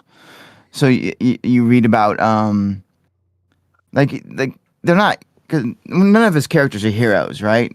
Because very bad things happen to heroes in his stories, but it's just like the people that happen to be around what happens to the main characters in the novels. and nothing good ever happens. So you read just about these horrific accidents of just them having their normal lives. Like, oh, let's go to the bank today, take out some money. Oh, everyone is dying, suddenly dying around me. Why are they dying? A soldier's just doing his job. Oh, I love my duty. I love my honor. And then a whack in the head. Oh, that was the end of that story. You don't get any explanation why he just like it suddenly just ended. And then later you figure out, oh wait, he died because one of the main characters happened to swing his sword around a little bit too far, and you stood in the way. Stuff like that. It's a lot of fun. Yes, big fan. Yeah, they got some really, really, really pretty books, but they're really good ones. They sell out instantly because of the scalpers. Yeah, they only produce special edition like hardback novels sell out really, really quickly. There's a huge buyer base for it on eBay, and broken binding is cheap. Like you pay if you want the import for like the EU and now for the US, you easily pay a total of $50 to $60 just for like a normal book. But if you want to go on like there's special edition sites that you can pay $300 to $500 for just like buying straight up, and then you go on eBay and you see that book is now then $2,000, and people will buy it. Right. Yeah, it is crazy. And it's just to look pretty on the shelf because you will not open a book and read a book worth $2,000. Right. You're not going to do that. It's just to sit on the shelf. I'll just have to have the reading version right next to it on the shelf. Yeah. Oh no! It's blasphemy. It'll take the word value off of this sitting pretty on the shelf. Yeah. Yeah. No. Yeah, I have all his I have all the special editions of his work. I had for his first trilogy I had to spend $500 to obtain because it's just for 3 books. But I really wanted him to complete my set because you could only obtain them through their to their subscription. And the subscription was 1,500 people. But the waiting list at that time, and that was like 2 years ago when they started, and the waiting list was like 3,000 people, and then it became 5,000 people, and then it became 10,000 people. I believe for their 1,500, they have a tier 1 and tier 2 subscription. Their tier 1 subscription with the 1,500, where those are the signed copies, the numbered and signed copies. The tier 2 ones, you're lucky if they're signed. Most often they're not, because people can't. Authors just can't keep signing books. Eventually, you screw your hand up. So the waiting list for the tier 1, I believe, is at the moment is 10 years. To get a spot. Oh wow! That is, I think that's if you signed up within like the first year and a half. Right. If you just get in right now, I think the waiting list is like 30 years. So some of the members just pass away from natural causes, opening up a spot. Yeah, get bored of selling shit on eBay and then they sign out. Yeah, right. Yeah. Wow. Yeah, it's a wild. It's wild for special edition books, but I'm not entirely a big fan of their books outside of looking, really, really pretty. They are not suing, so no one exactly knows how long they'll actually last. Oh, so just like glue binding? Yeah, just a. I think so. Yeah. I'm not entirely sure how the process goes. Yeah, because that would, they that would make it cheaper. Yeah, that would lower the price a lot. So yeah, that's possible. Oh, yeah, you gotta have the stitch binding, man. Yeah. Oh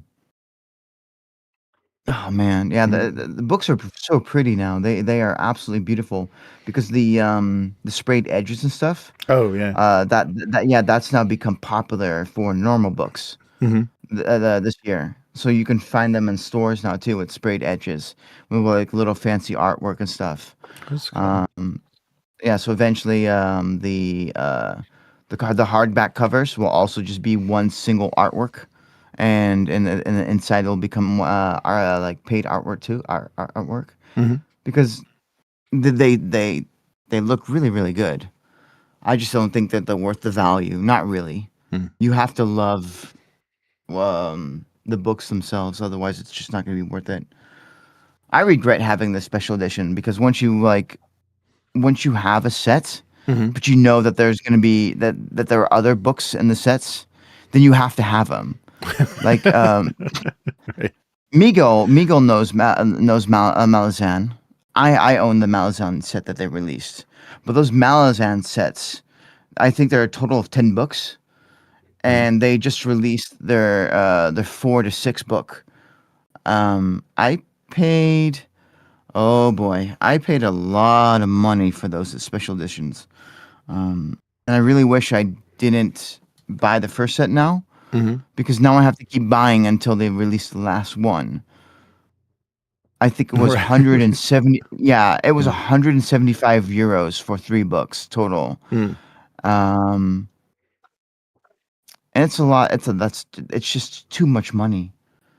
I don't know what's converted, but I think it might be above the $200 mark. I don't think that's worth it for books. I really don't.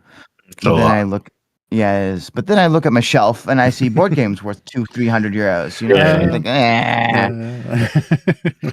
hey, Jeremy, Yeah. Yeah, that's true. you open them up and you're like, oh, one of these days I might play one of these games. That no. No. Yeah, that's crazy. Mm-mm. Yeah. Any new shows? No, not since Alien. Oh, dude, I'm looking forward to the new. Oh crap, the Breaking Bad guy's new sci-fi show. Oh yeah, Vince Gilligan. Is Yeah, it with yeah. the lady? Yeah. It looks weird. Yeah. It's fun. I just want to make you happy. Yeah. Right. Join us. Join us. Pluribus, that's what it's called. Yes, Pluribus. that's right. Yeah, that's out early next month, right? So just a few weeks. Yeah. And then I think it's only a couple months, right, till Neuromancer. Oh, they're gonna screw that up. I just have it in my gut feeling that they'll screw that up. Don't say that. Shh, don't say that. Oh yeah, you know they are. When they're based on books, it hurts more. Mhm. Oh yeah, yeah. Japan, yeah. Jeremy's always screwed, and you are too, Migo, with the importing.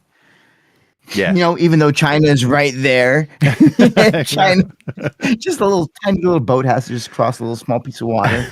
Nope. Yeah.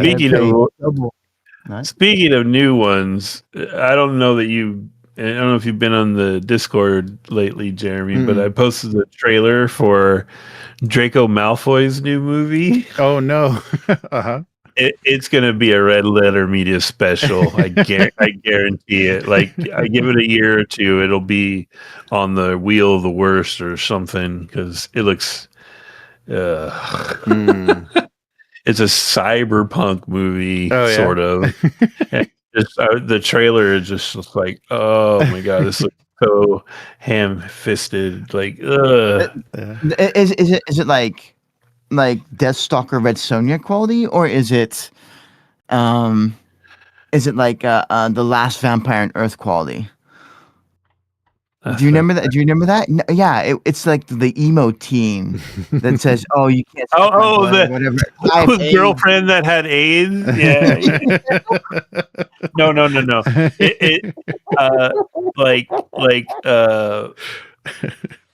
Appearance-wise, it looks better than that for sure. But if you listen to them talk, it just sounds. It sounds like AI. Someone said, "Hey, AI, I need you to write a script about a cyberpunk dystopia where there's people with genetic alterations who are suppressing people who have to use cybernetics to rise up." Because it's just all like on the nose. Yeah. Like it's very. It's that's the problem. Is like it's like the same as westerns. Like the cyber in cyberpunk is. That's like the 6-shooters and cowboy hats of cyberpunk. It's not the thing you just sit there and talk about all the time. Right. Like it's supposed to be the fact that you're in this horrible dystopia world, and you're trying to survive. And then the cyberpunk stuff makes it look cool, but you don't just sit there and talk about the cyber all the time. Yeah. I am the cyberpunk. Yeah. Oh man, that sounds bad. It looks bad. So what? It's what is that term? That people breed together with like high IQs to make a perfect society. So the premise is there was a nuclear war.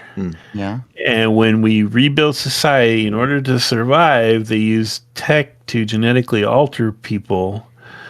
But for some reason, and they don't explain it in the trailer, there's some people that don't get genetically altered, and they're like the worst of the worst. They're like the untouchables. So Draco Malfoy starts building cyber implants so that they can compete with the crazy genetically altered people. So it's Gattaca. Kind of Gattaca, but with more just trashy cybernetic stuff going on. Oh, it sounds so bad. The plot sounds like it takes things from Gattaca and Cyberpunk, but like all the bad ideas for it. Yeah, it doesn't look good at all. Like, wow. And theatrical. I mean, that kid guy, I call him a kid, but that guy, he's quit acting, right?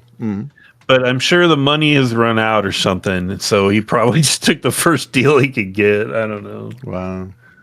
What were you gonna say, Jeremy? Oh, it's actually a theatrical release. That's crazy. Yeah. You think it'll do better than Tron Ares? Oh, that would be bomb. Yeah. They did worse than Morbius.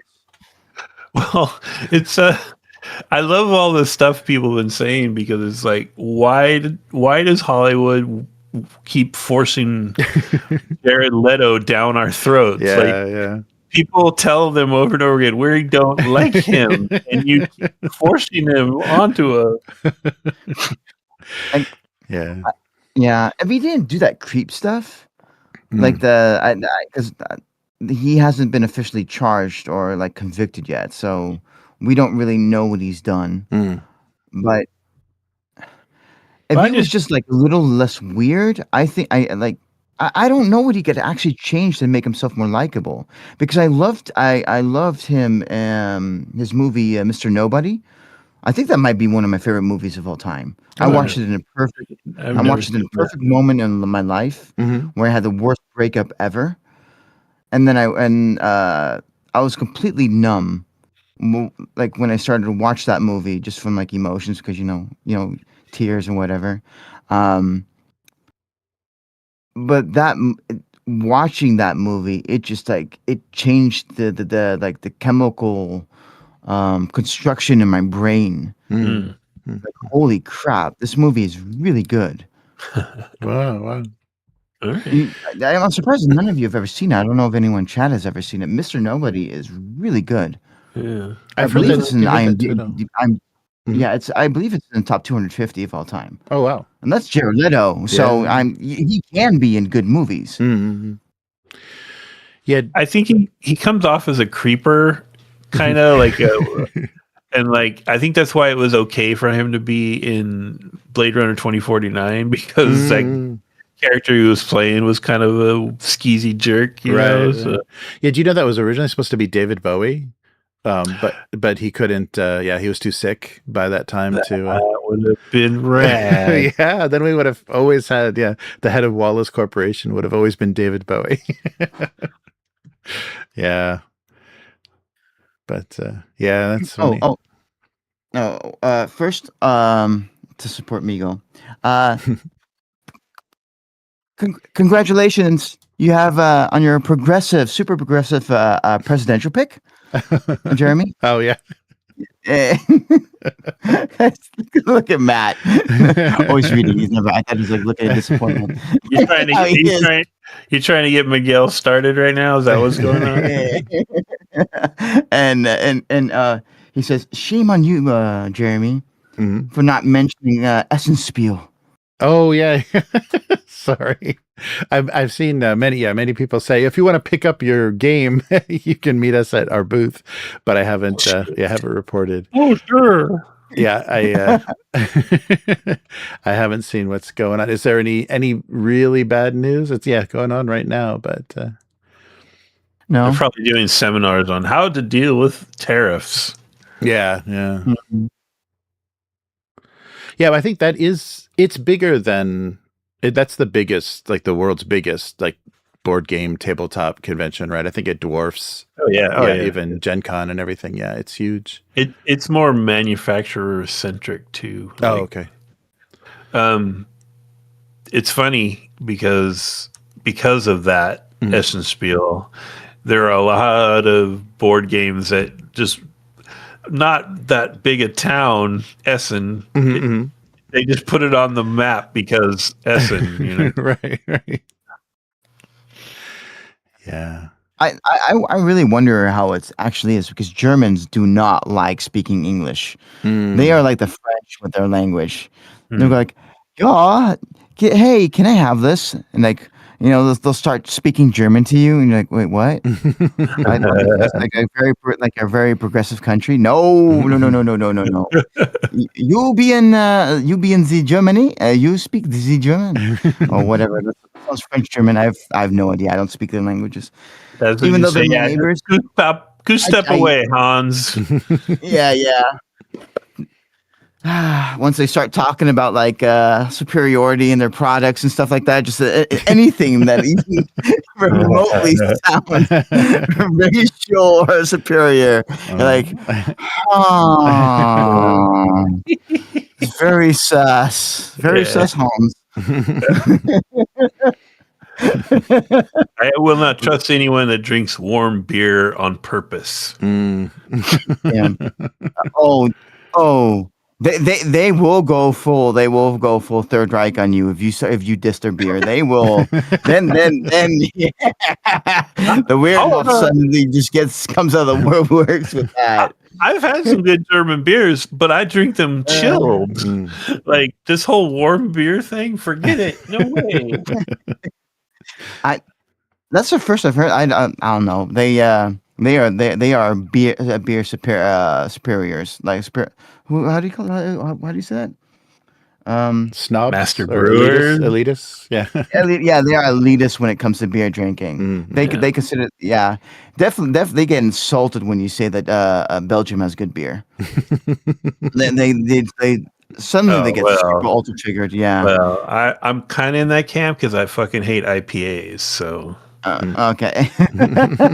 Belgian IPAs, I hate. But aren't like IPAs like all the I remember working in the bar. IPAs are all the rage, especially if you have like a local brewery and stuff like that. Yeah, a lot of people. We had in the U.S. in the I guess early 2000s, we had a real hipster problem, and IPAs became all the rage, and the after effects of that is now people think they're just acceptable, and I hate them.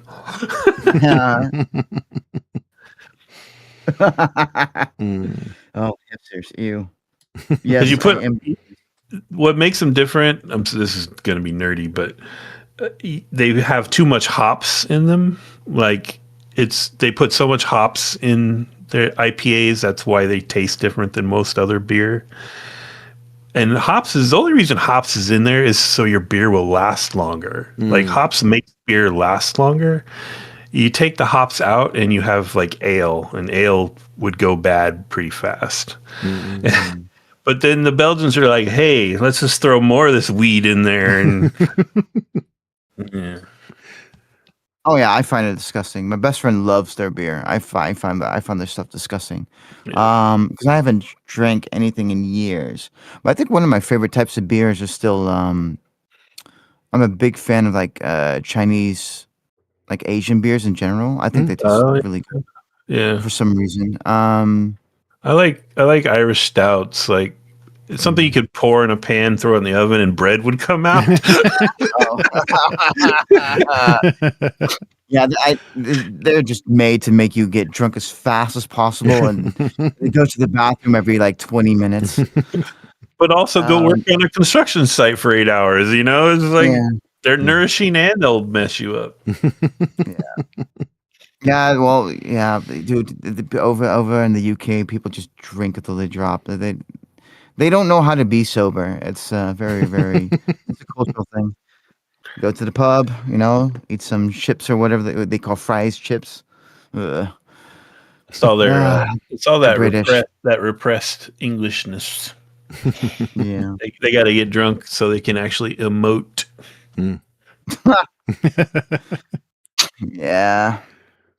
So yeah, cool stuff. Cool stuff. Yeah. How do we avoid politics? Yeah, so, talk. Oh, there you go. What, no, yeah, that's not going to be politics. Yeah. Oh, I have one. Are either you or anybody in chat a fan of Glenn Cook, like the Black Company stuff? Of course, he's the godfather of Grimdark.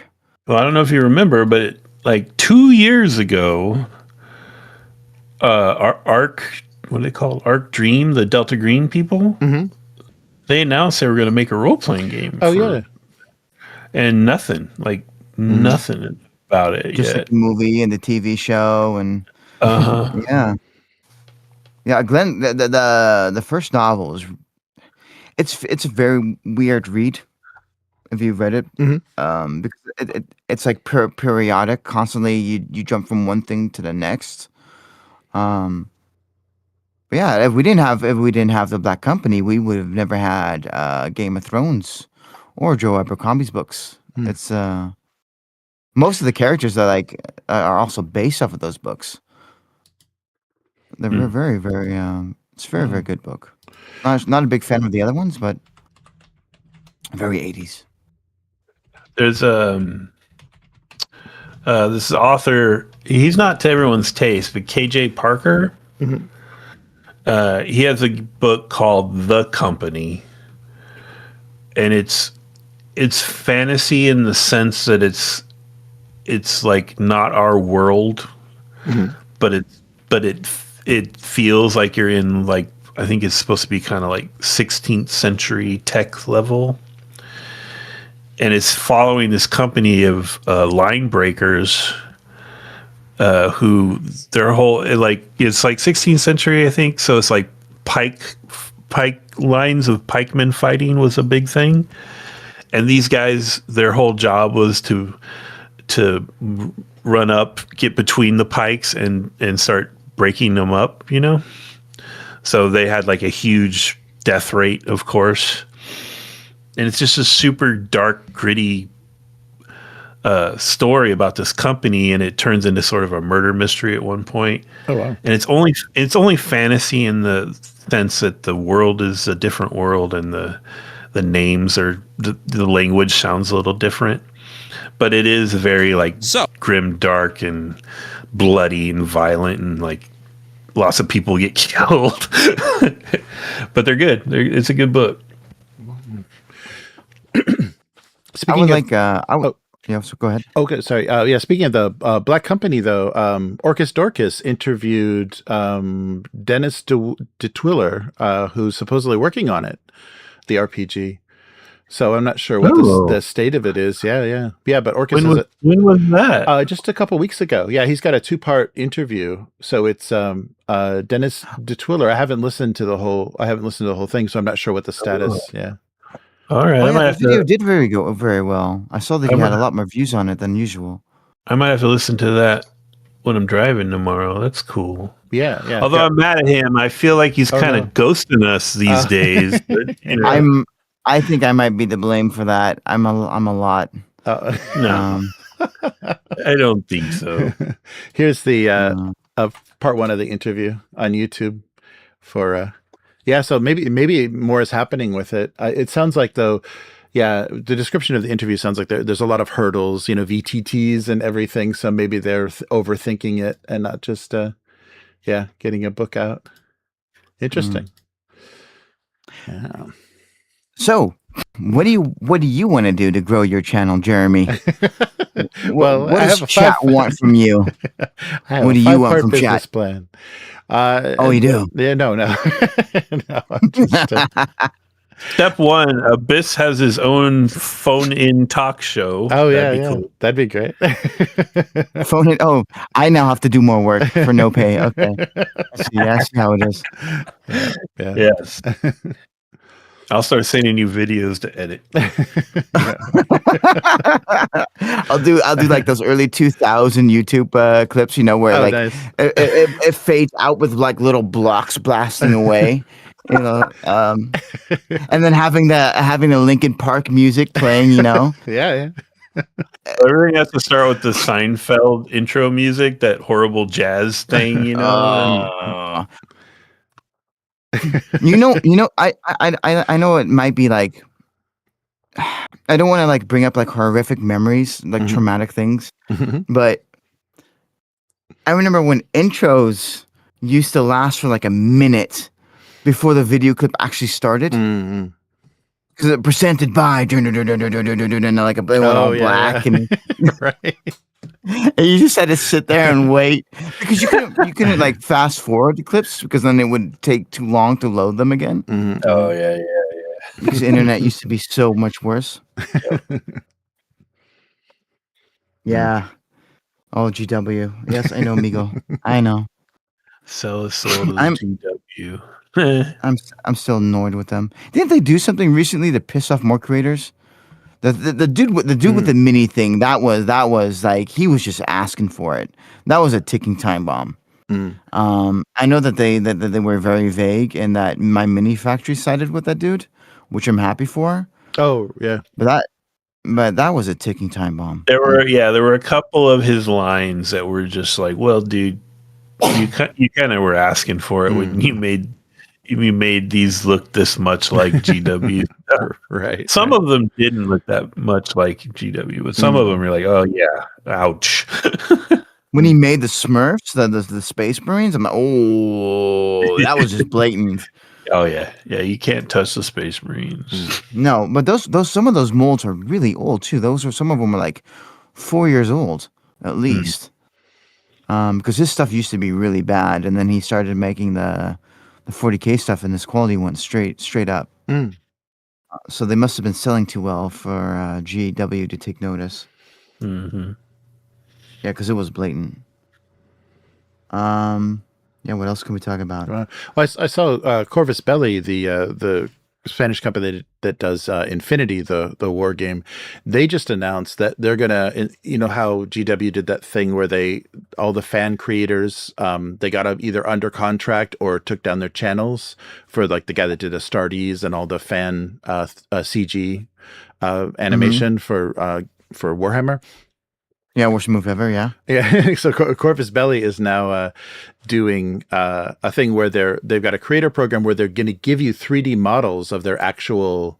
So if you want to do animation, they'll provide you with 3D models, all the background information, anything that you want to do fan art and support for their IPs, both their fantasy, their Warcrow and Infinity. So if that does well for them, because there are a lot of people that are doing content supporting because they do board games, but then they also have their miniature war games, like skirmish games. But they're just like giving assets now to creators that want to do stuff for them. So that'll be a big change if that proves to be successful. That'll be a big change for how companies relate to their fans and how permissive, kind of like early days before Disney Star Wars was really supportive of fan films, fan art, and people just doing illustrations of their characters. They didn't ever legally go after anybody that was like selling, Star Wars fan art or doing animations or even like fan movies.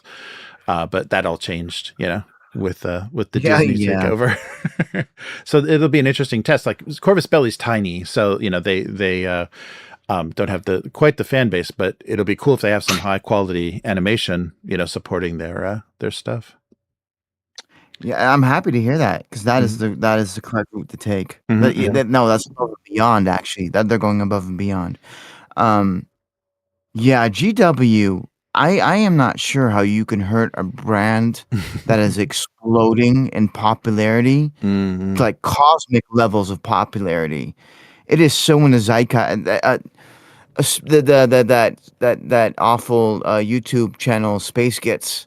They've now become seriously big with that Space King show that they've made. Yeah, yeah. The No Women Allowed. Really cool stuff. Yeah, but they had to do that because GW would have went after them. I'm still surprised that they haven't.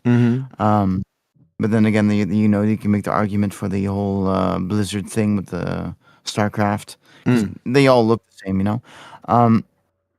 I can't believe how much content that could have been made if they never did what they did. Oh yeah, that's true. And there's still people trying. Stuff still pops up. People doing fan animations, but I think it's a slower go now, because you're not gonna you're just gonna wait for the day that you get the the cease and desist or the legal notice. They're like almost, they're like halfway to Nintendo. And that is not the route to take if you want to keep your fan base happy, of just people. I really wish people were better at boycotting. Because let's be honest, like GW stuff looks really good, but it is not worth their price point.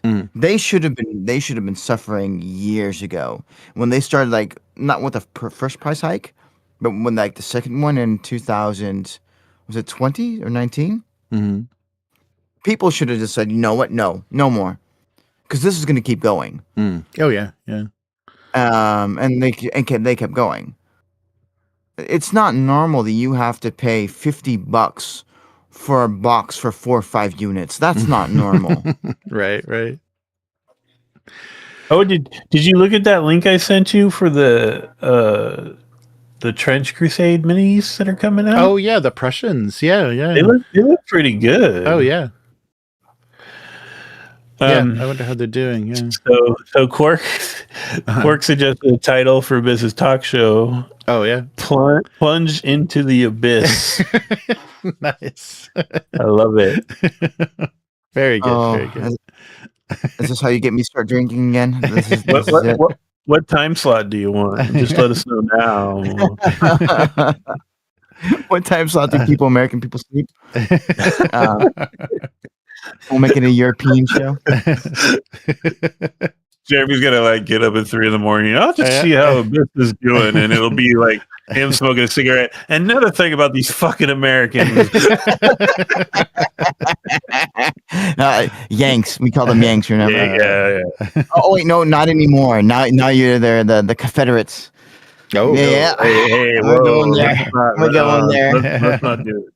You save that for your show. Okay, sorry. Okay, I got a one for you guys. Where do you fall on this stupid Hunt for Ben Solo controversy? What? Oh, the possible Kylo Ren solo movie. So it was something that was like in just conception stage, and then Disney just dumped it because an exec said, "There's no way he could be alive after episode 9." And then immediately people were like posting that meme of, somehow Palpatine survived. Yeah, right. Yep. No one is truly ever gone. Yep. Yeah. And I just think it's hilarious because now the people are just like up in arms. Like fans hired one of those planes that pulls the banner behind it. And and flew it over Disney, and it said "Free the Hunt for Ben Solo." Oh wow! And I'm like, oh my god, Star Wars fans are just the fucking worst. That's terrible. Oh, I barely heard about that. Yeah. I saw some headlines that there were talks about trying to get Adam Driver to come back. He's got to be destitute, I think, before he's going to deal with Star Wars Disney again, because he's actually got a career. Yeah. He has no shortage of offers. Why would anyone want to come back to that franchise after being treated that way? I don't think those most movies of were them do. I think what's her name does, Daisy Ridley, because I mean, if you look at the main actors of that trilogy of nonsense, she's probably one of the weaker actors, and I don't think she's getting as much work as some of them are. Right. Yeah. So she was all hot for that Rey trilogy, which I think is now. I think that is now either being pulled back or canceled or something.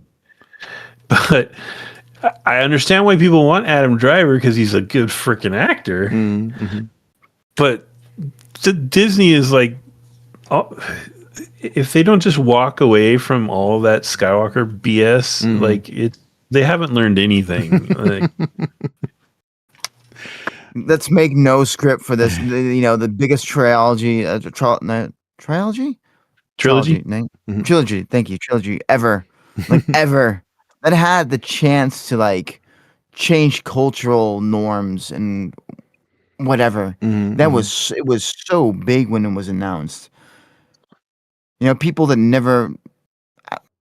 I'm going to be honest with you. I know that you guys love it because you grew up with it and it was amazing. But those movies are not really that good. They're not really. Even the original trilogy is not. It's not really that good. well, I watch episode 6 and I'm like, I'm really. Well, 6 is the Ewoks. 6 is where it all started to fall apart. Yeah. It's definitely sit. The wacky stuff, First, the annotations that that Leia has been smooching with the not the Boba Fett. What's the slug called? Jabba the Hutt. Jabba the Hutt. Yeah. Oh yeah. So times of Jabba. Apparently, in the new Mandalorian movie, oh no, it's like Jabba's son is going to be adventuring with the Mandalorian, and it's like, oh no, what?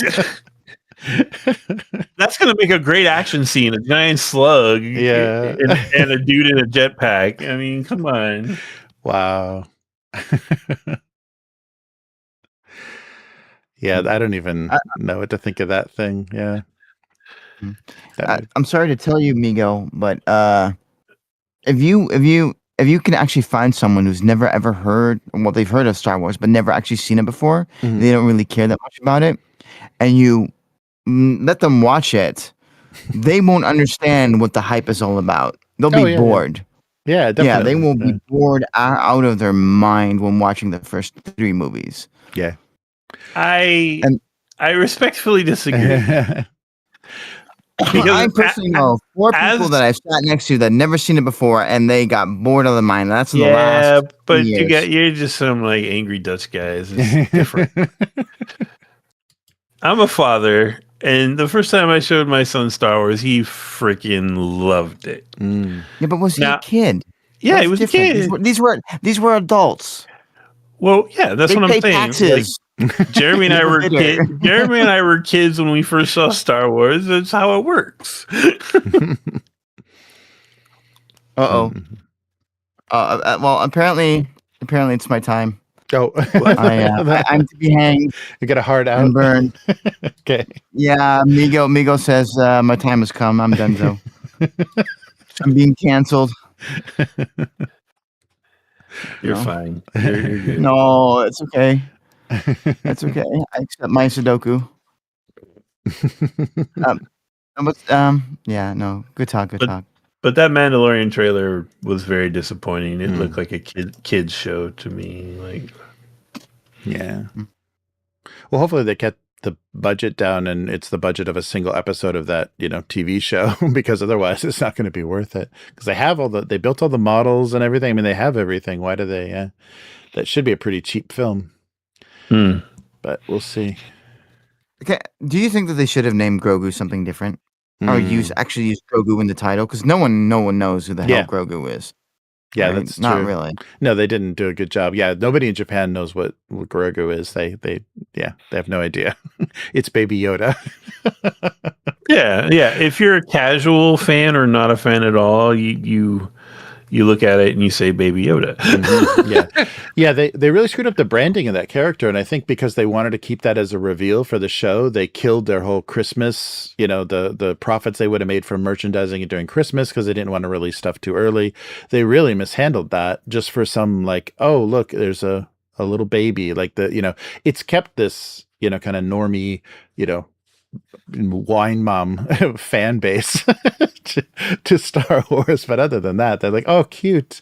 Other than that, it's not.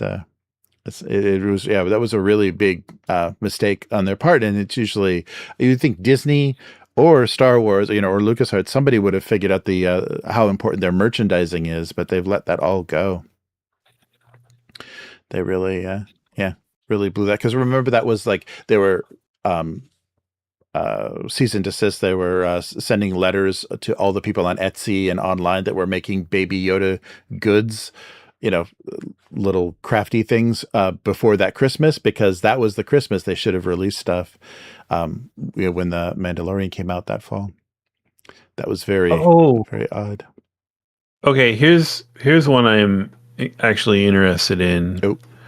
The Night of the Seven Kingdoms, the new HBO Game of Thrones spinoff, because I'm double checking. Yeah, it comes out in January. That was a good. I read that story. It was a good little story, and so if they keep it more low level, not as epic, but still keep all the gritty violence of the combat and stuff, that could be fun.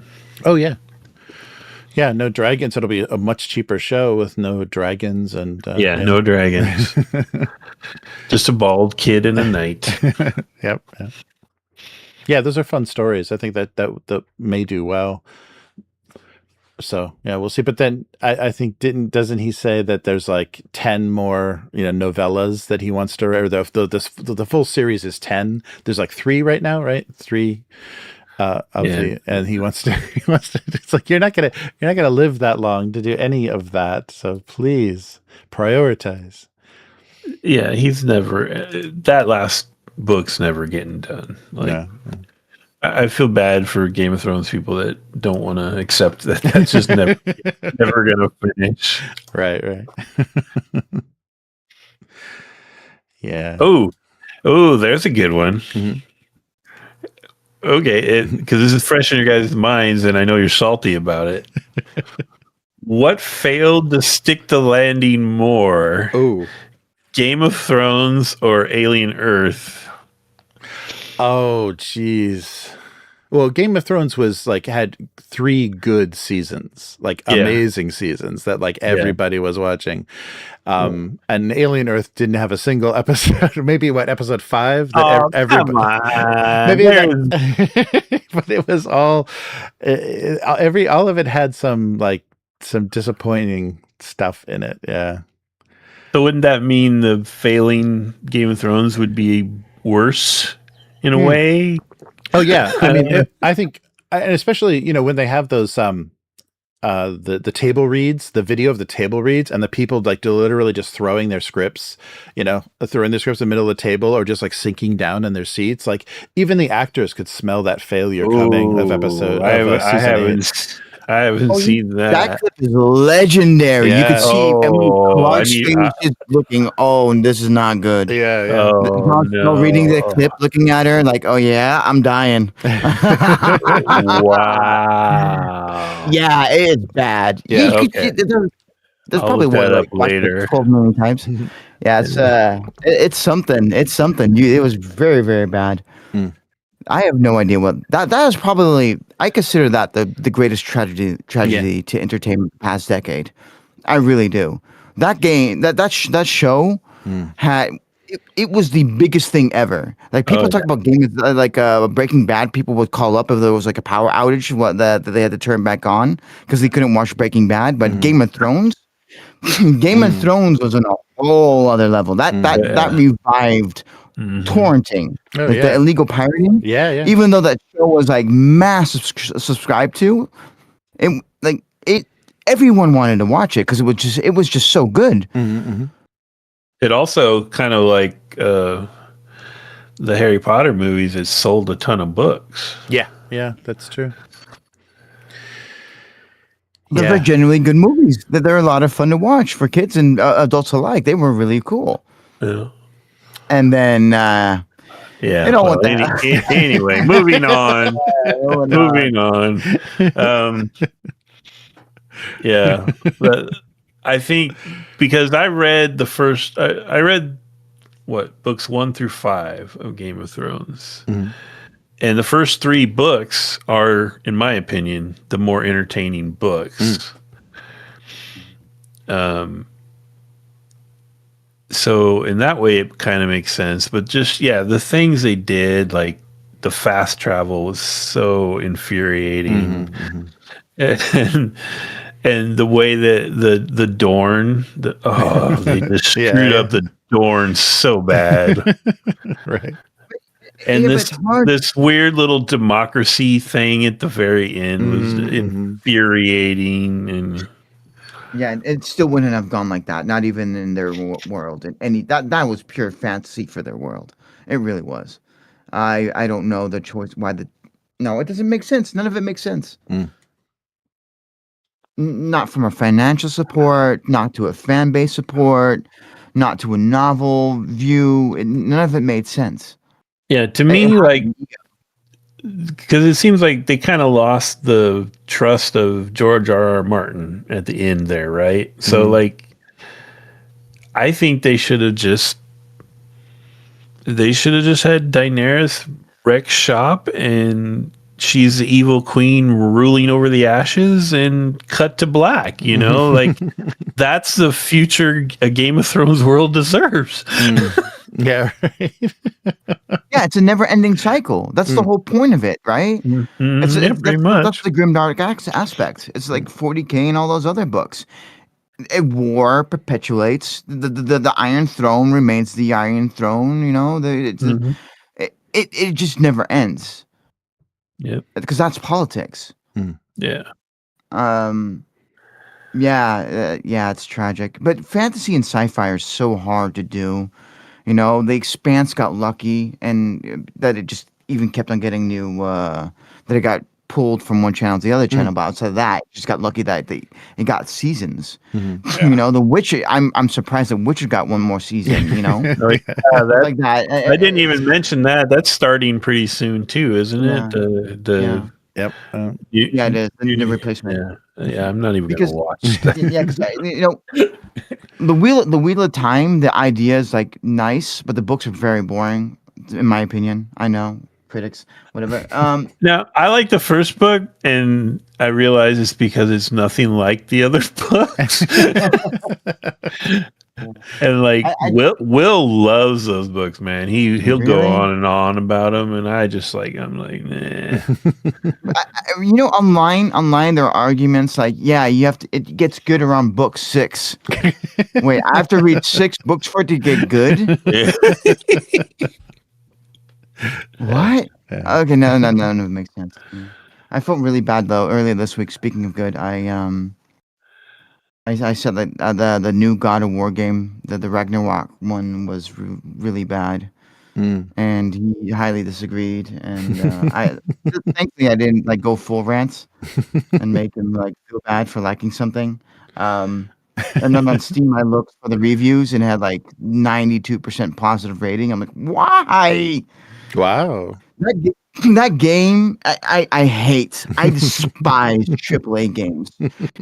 Here, let me hold your hand. Okay, you are going to do this mission. Here's the arrow to do this mission. Okay, you're going to take the left over here around this corner. Oh, let me tell you about this corner you're going to take a left around right before you get to your mission, dude. Oh, no, Kratos, Daddy, you don't need to say anything. I'm your son, and even though you've killed like hundreds of gods and you have like how many games made, I'm now supposed to be pushed as a new character, leading character, so I'm going to talk to this character while you just stand around looking at the screen, doing nothing. Everything is just automated.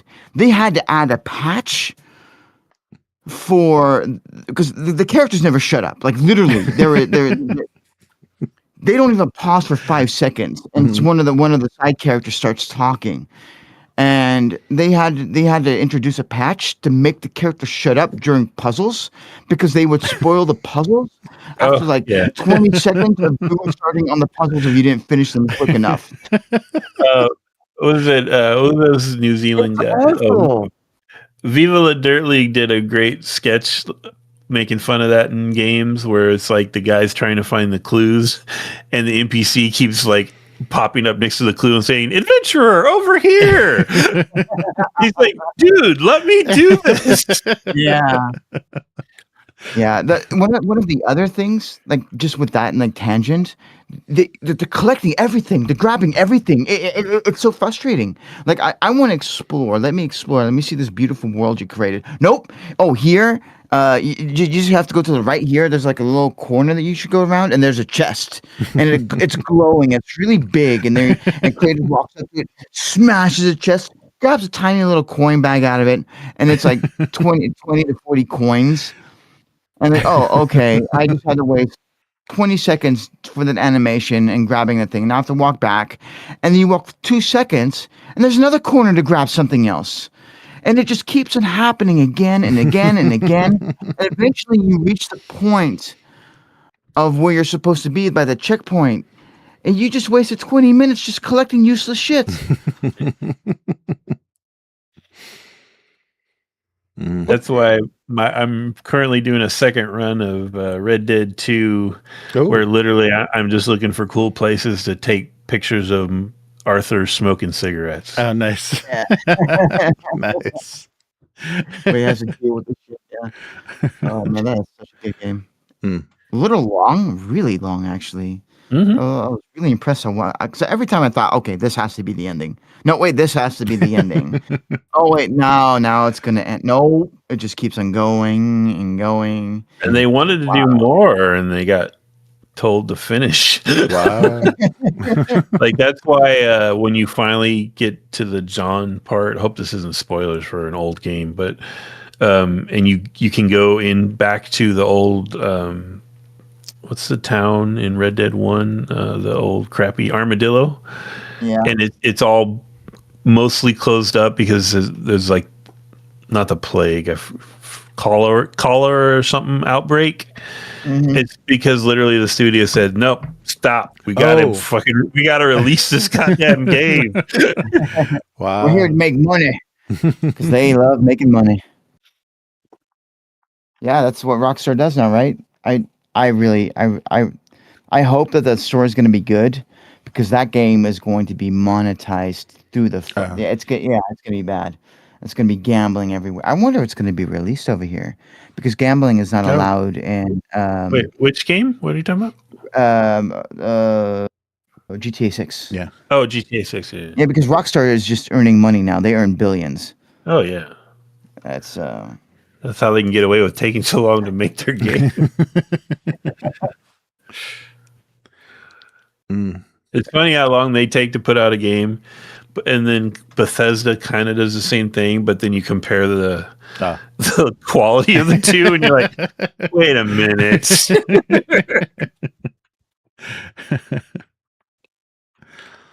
gentlemen, I'm late, so I will tell you both. What I say? I wish you both a nice evening.